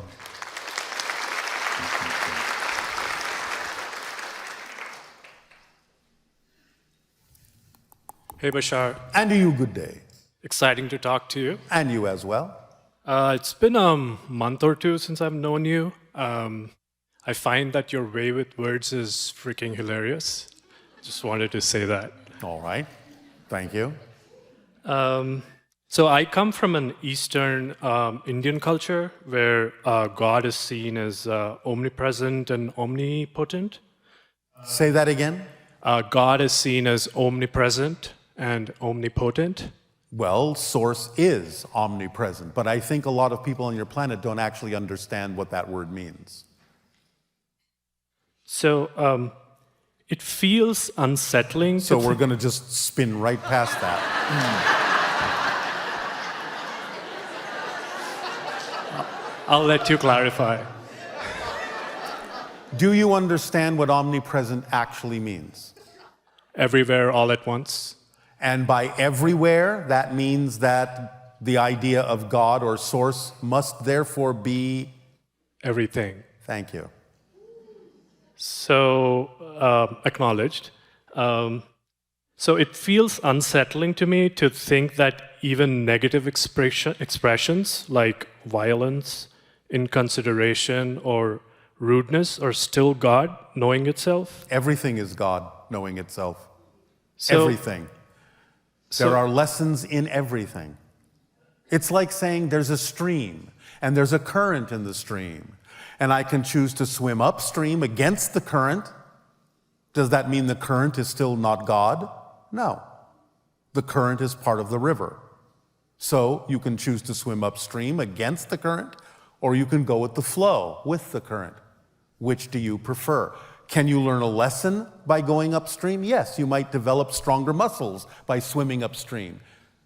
And therefore, you will be stronger when you finally let go and flow downstream. So even what appears to be negative can still be something that will aid and assist you by learning a lesson that will help you grow. Yes? I struggle with that because... You're struggling because you're swimming upstream. I guess my question is, what place does integrity, goodness, service to others have in life? If we, like, why do we have to choose to do good? If you don't have to choose it. But let me explain it this way. Speaking of the idea of current. As we have explained, there is the positive, there is the negative, but there is the neutral. Reality is a trinity, not a duality. There's always the neutral place in the center. But the neutral place in the center still allows you the freedom to choose what you prefer. So in a sense, euphemistically, you could say that creation is 51% positive and 49% negative. So the idea is that if you simply relax and go with the current, you will ultimately drift into the positive side.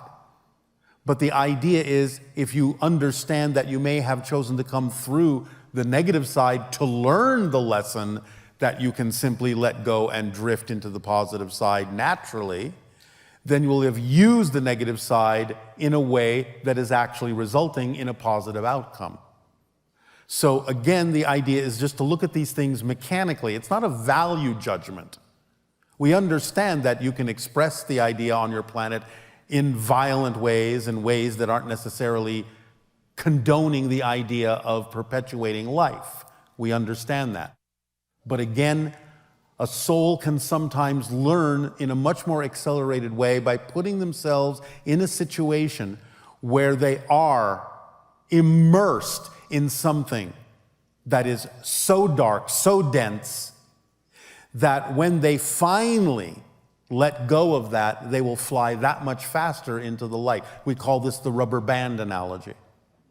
Because the farther back you pull a rubber band, when you finally let it go, it snaps that much faster in the other direction. And so sometimes souls can use the negative energy, the negative mechanism, to steep themselves in such negativity that when the soul finally says, all right, I have learned all the lessons I can about this being a vibration that is not necessarily in alignment with what I ultimately prefer to be and who I really am, and they finally let go of it, then they will snap that much faster and that much farther into the light, into the flow.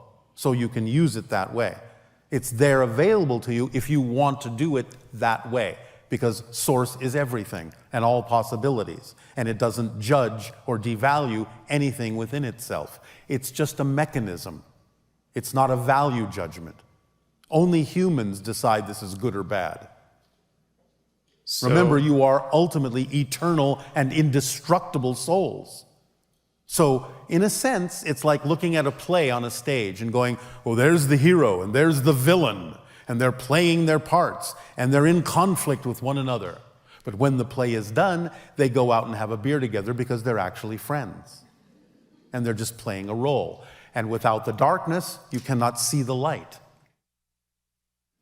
as clearly, because the darkness frames the light.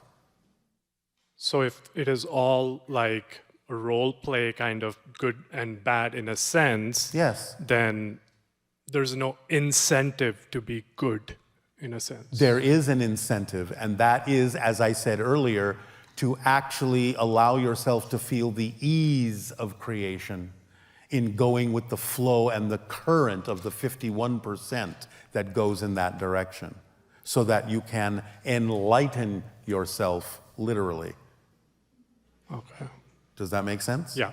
So yes, there is incentive to it, because it is easier, is it not? Easier, yeah, okay. Well, all right. Then you are more in alignment, more integral with Source in that way, in its ultimate form. But again, everything is valid. If you use it that way to learn a lesson, to be more of who you are, then ultimately, even though you may be using a negative mechanism, you're using it for a positive reason. In the same way that you're all using a negative mechanism to have a physical experience, because you are inhibiting your greater self in order to be focused in a physical reality, aren't you? So you're limiting yourself. That's a negative action. You're using a negative mechanism to experience acceleration and discovery of something new within yourself. So you're using a negative mechanism for a positive reason. Got it. See? I guess this is connected a little bit to my own story. As I find my own voice, why do I feel guilty that I'm being rude or imposing myself on someone if I advocate for myself or be myself?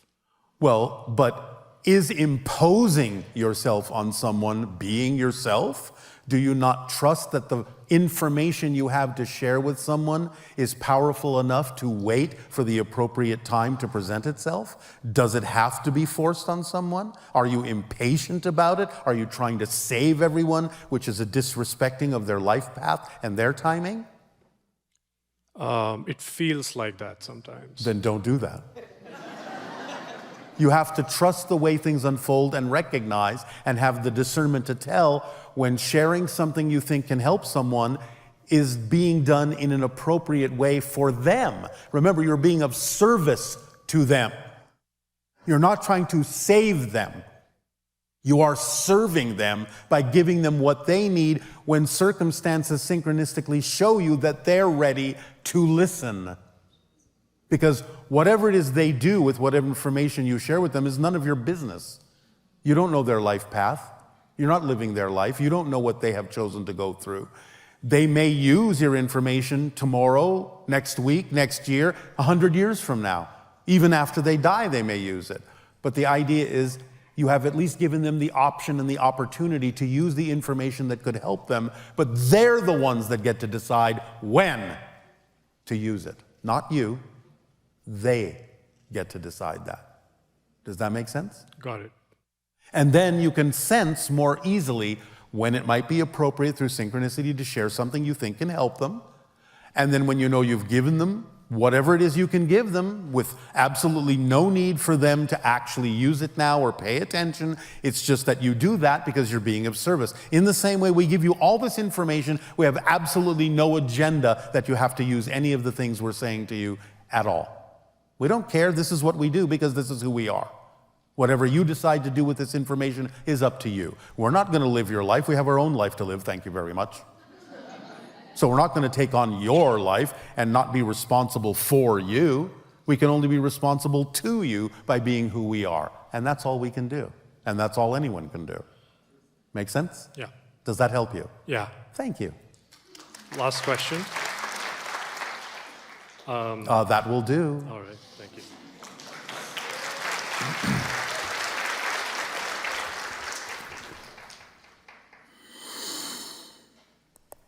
Hello, Bashar. And to you, good day.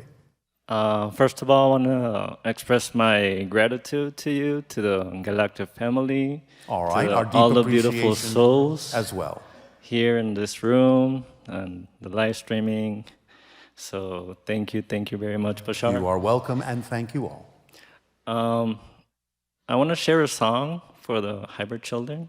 Is that all right? Yes. It's a Lakota lullaby. Ahie uo hie, we yo hie. Ahie uo hie, we yo hie. Shante waste okshila, la kestima. Han he peke weste, we yo hie. Shante waste okshila, la ki hestima. Han he peke weste, we yo hie. We yo hie. We yo hie. Aho metakase.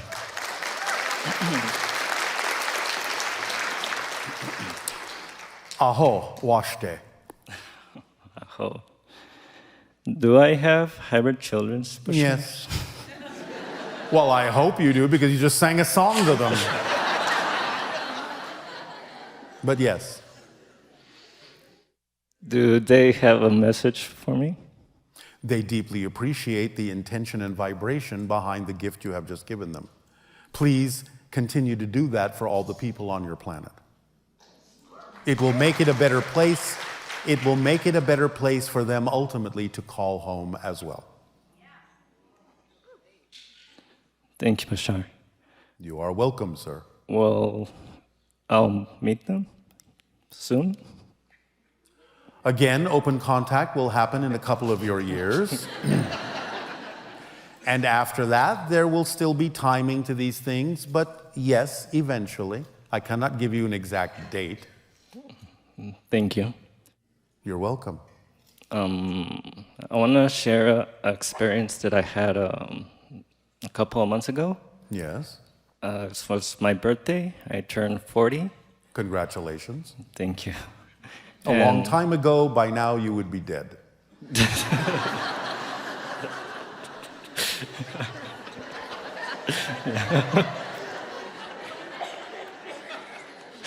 So,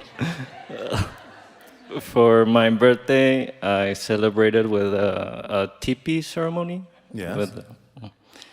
And there's a part in the ceremony that's important to us where we pray for the water spirit. Yes. And in the middle of the night,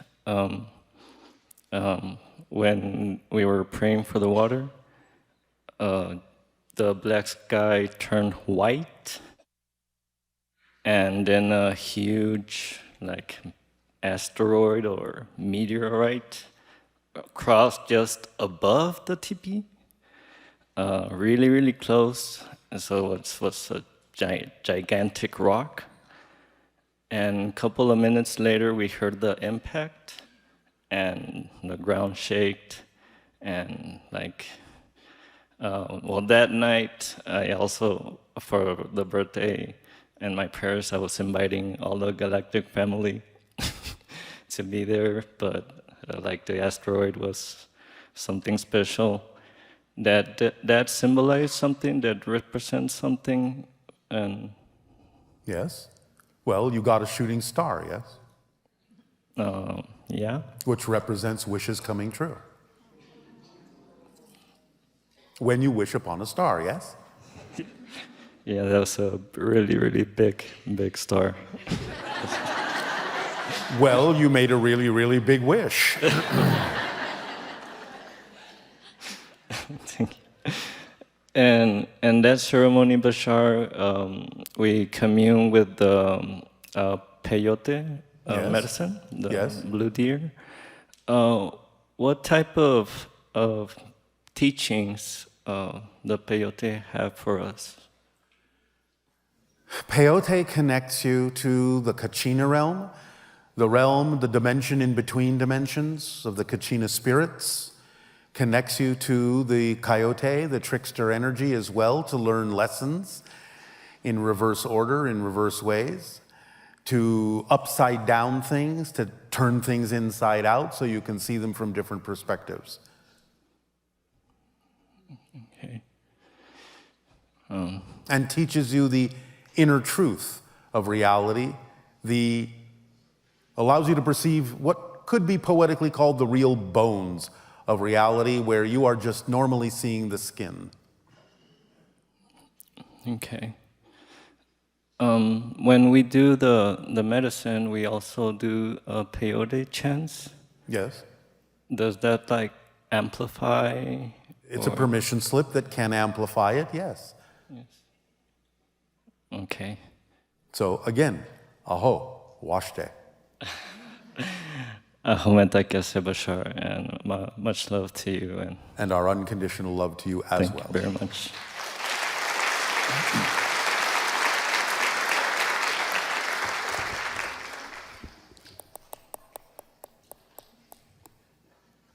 Hi, Bashar. Andrew, you good day.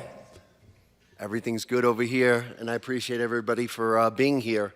But I know we were speaking about abductions yesterday, and I wondered, why wasn't I never abducted? Is there something wrong with me? No, they're just done with your family line. I'll take it. And for the last question, it's kind of going to be on a little dark note. We just had this recent assassination. Yes. And throughout our history, we see these public assassinations.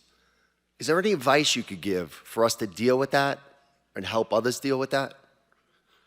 We cannot give you political advice. However, the idea, again, is to understand how important it is to actually listen to each other deeply and understand the reason for why people on your planet say and feel the things they do, because something deep down within many people on your planet is not being appropriately addressed.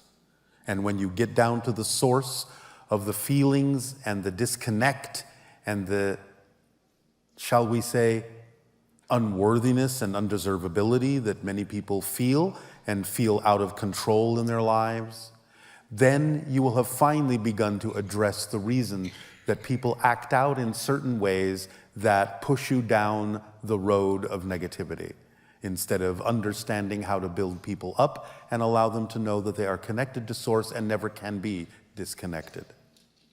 So it's all about communication and true service to people, to come together in communication and connection to find out what everyone is really talking about, because many times the things that people say on your planet that they give lip service to is not really the issue that they're truly concerned with deep down. It's something else, and it needs to be discovered, and it needs to be explored, and it needs to be brought out in the open, and people have to be willing to be admitting that there are certain issues within themselves that they're not looking at out of fear. That was beautiful. That's all I had. But I thank you for being here, and I thank everybody. We're all a soul family. Yes. I can't, I find that there's a correlation between all the bad things we see in this world is actually bringing us all together, and I find it to be beautiful, and that's Yes. it. Well, that's what I'm saying. You're getting everything out on the table so you can finally decide what kind of a world you actually prefer. Thank you, and thank everybody.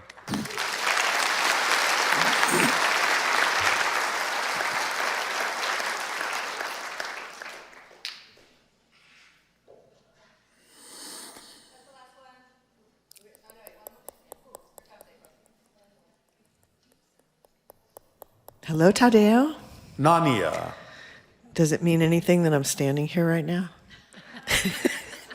Let me check. Maybe if you move a tiny bit to the left, that will be more significant. it means it's time for your meditation. Yes. So thank you so much for everything this weekend. It's just been amazing, as always. It is our passion and our pleasure. Please, all of you, now, if you are willing, allow yourselves to relax and begin to breathe deeply and easily, comfortably. Let go of the cares of the day. There is nothing more important than what is happening in your present at all times. You never have to worry, you never have to wonder. Just allow your lives to unfold.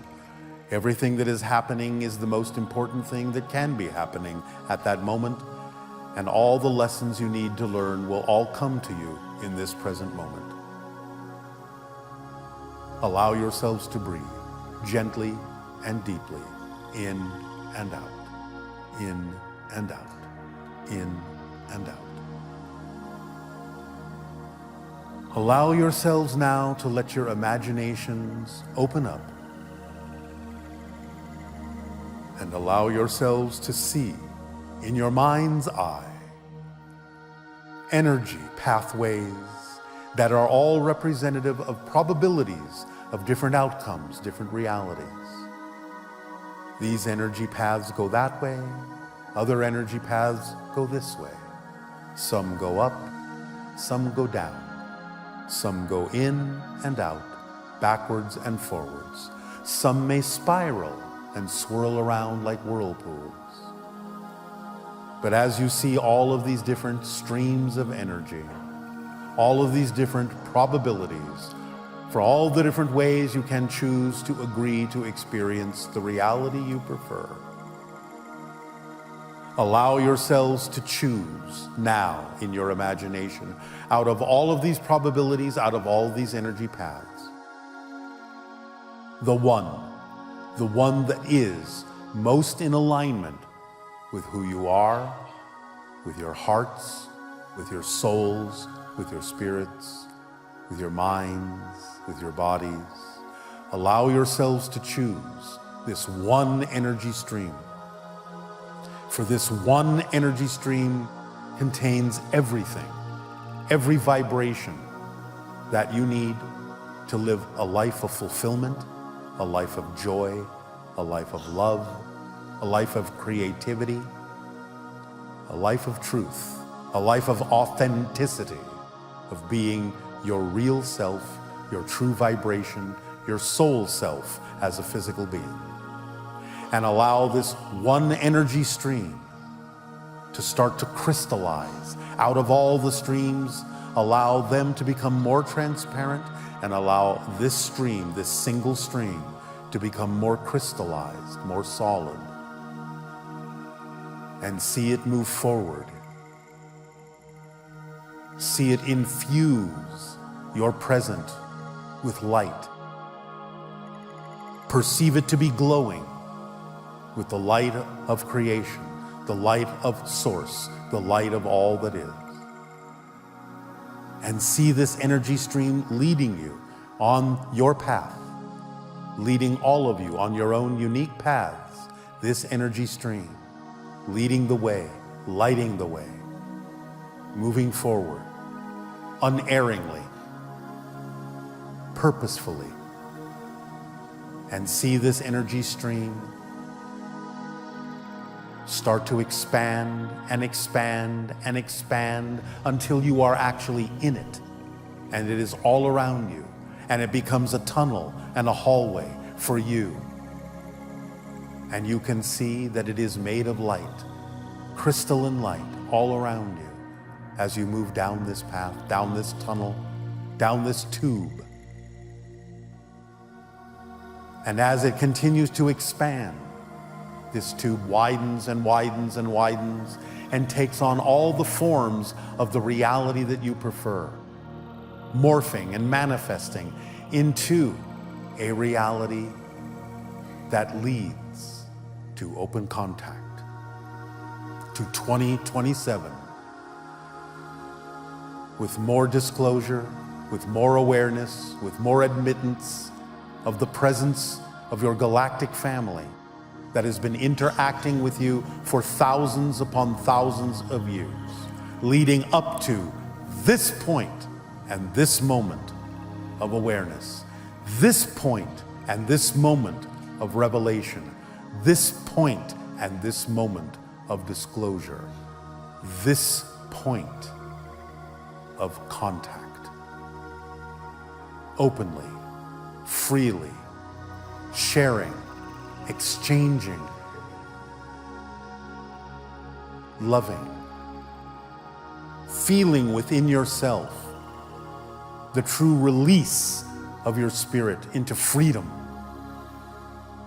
into accelerating forward in a way that you know will allow you to serve all whom you encounter in your life, as you are served by all who you encounter in your life and who encounter you. The reflections from all to you, giving you what you need as you give them what they need. Interacting with your galactic family, learning new things, realizing new abilities, stretching your senses to perceive the spirit realm, your soul family, your spirit guides, angelic beings, and other beings out in the cosmos, in other dimensions of reality, those who have interacted with you for so long. Allow them to all be here now, present within this new reality, to begin this new journey, this new phase of human evolution, to walk this path as part of your life path with a new understanding and a light that shows you the way, that illuminates the path clearly, transparently, unerringly. And let it all unfold. Let it all unfold. Let it all unfold. For everything is contained within it that you need. Everything is contained within it that will fulfill you. Everything is contained within it that will allow you to know you belong. You belong. You belong. Your existence is proof of your belonging, of your deservability, of your worthiness. Your existence is enough to prove you are worthy, deserving, loved, supported in all ways, supported.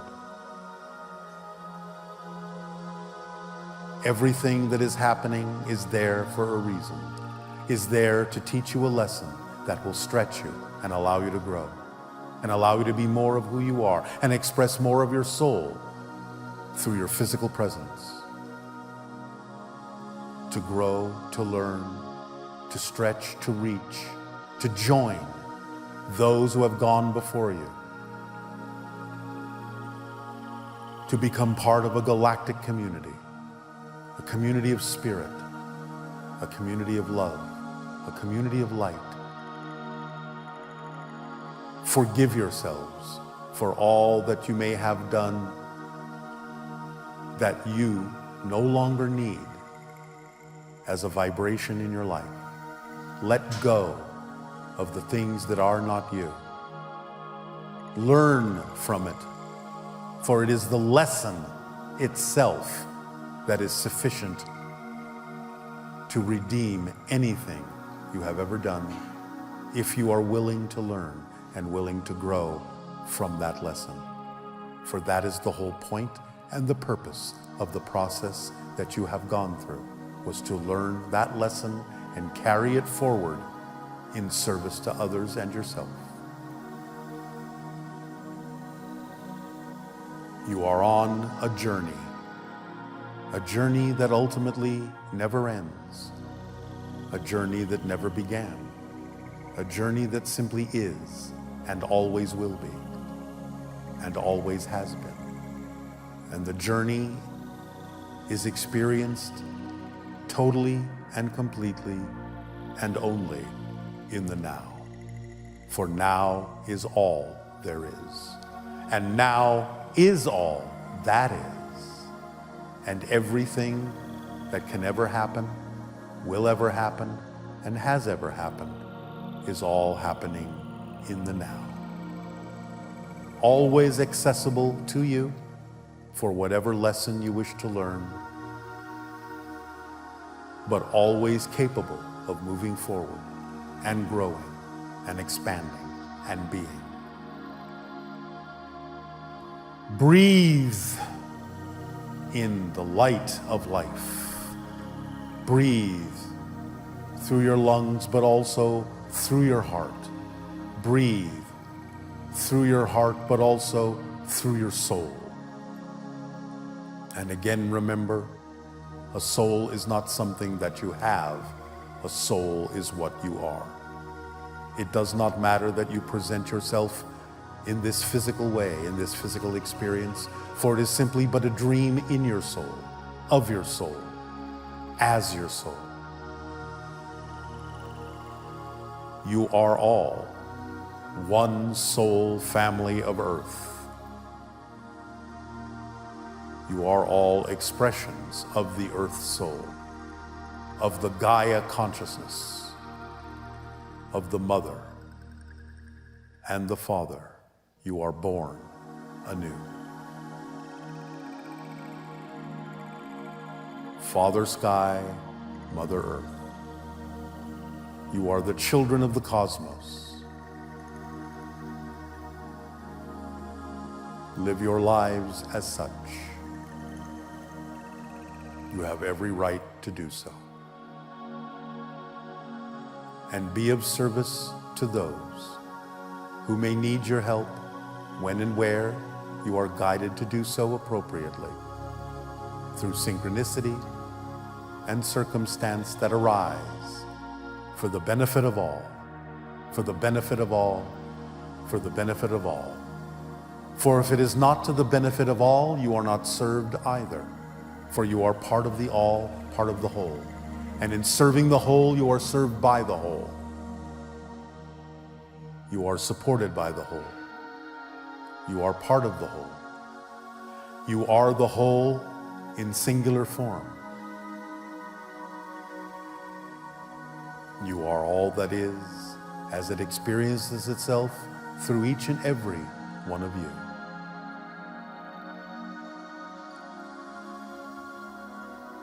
We deeply, deeply appreciate and are grateful for the experience of interacting with your souls and your civilization, your culture, your ideas, your creativity and your imagination for what you have created on earth, though there may be darkness along with the light, experienced in a certain way. Do not be sad. Do not despair. Allow yourselves to know that this is the class you have chosen to elevate yourselves beyond and above what you originally knew you were capable of. You now know more you are capable of. Even more are you capable of and will become capable of. Even more will you be yourselves, even more. As above, so below. As above, so below. You are above, you are below. It is one. Different sides of the same coin. Closer than you think.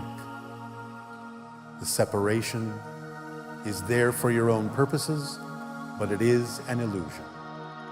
It is one and the same thing. Closer than you think. And we are closer than you think. We are here right now among you, helping you, guiding you, loving you, supporting you. Let it manifest in this energetic stream that you are crystallizing as the probability, the highest probability of open contact.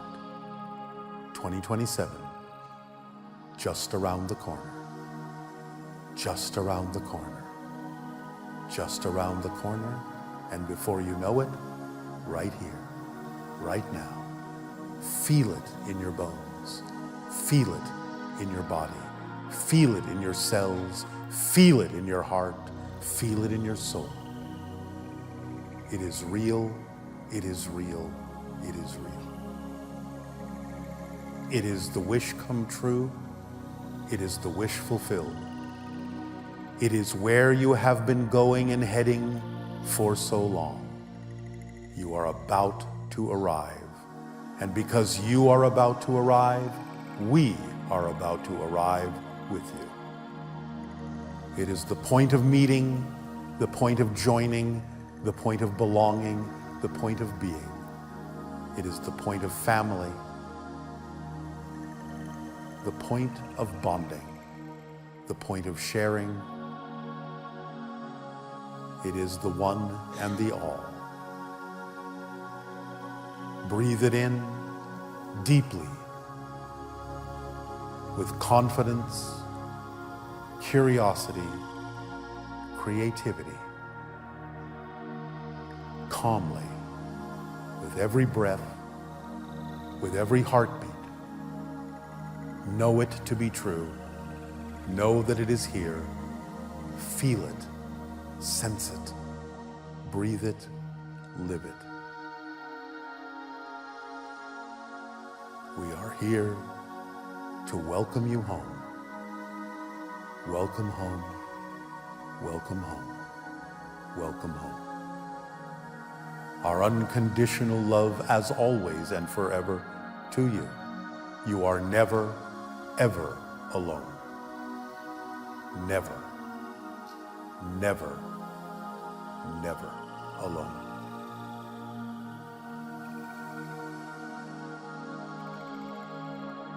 Drift and dream.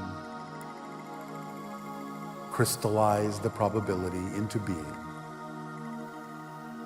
Love yourselves, love each other, communicate.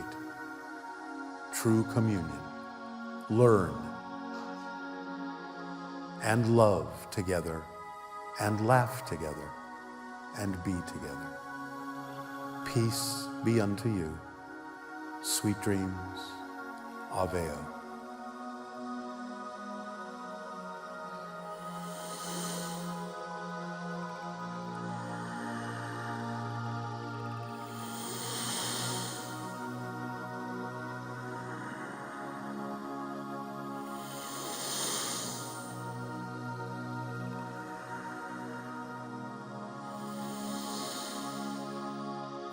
And awaken into a new world. Awaken, awaken, awaken.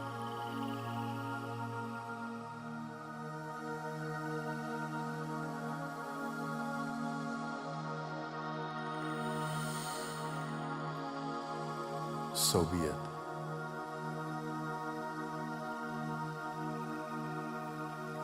Come find us.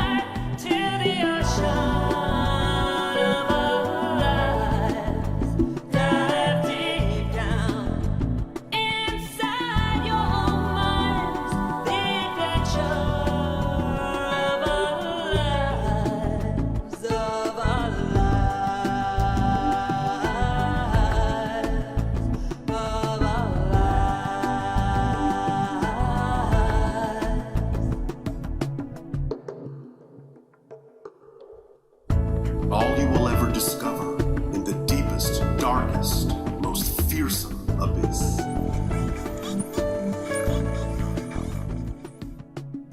You will discover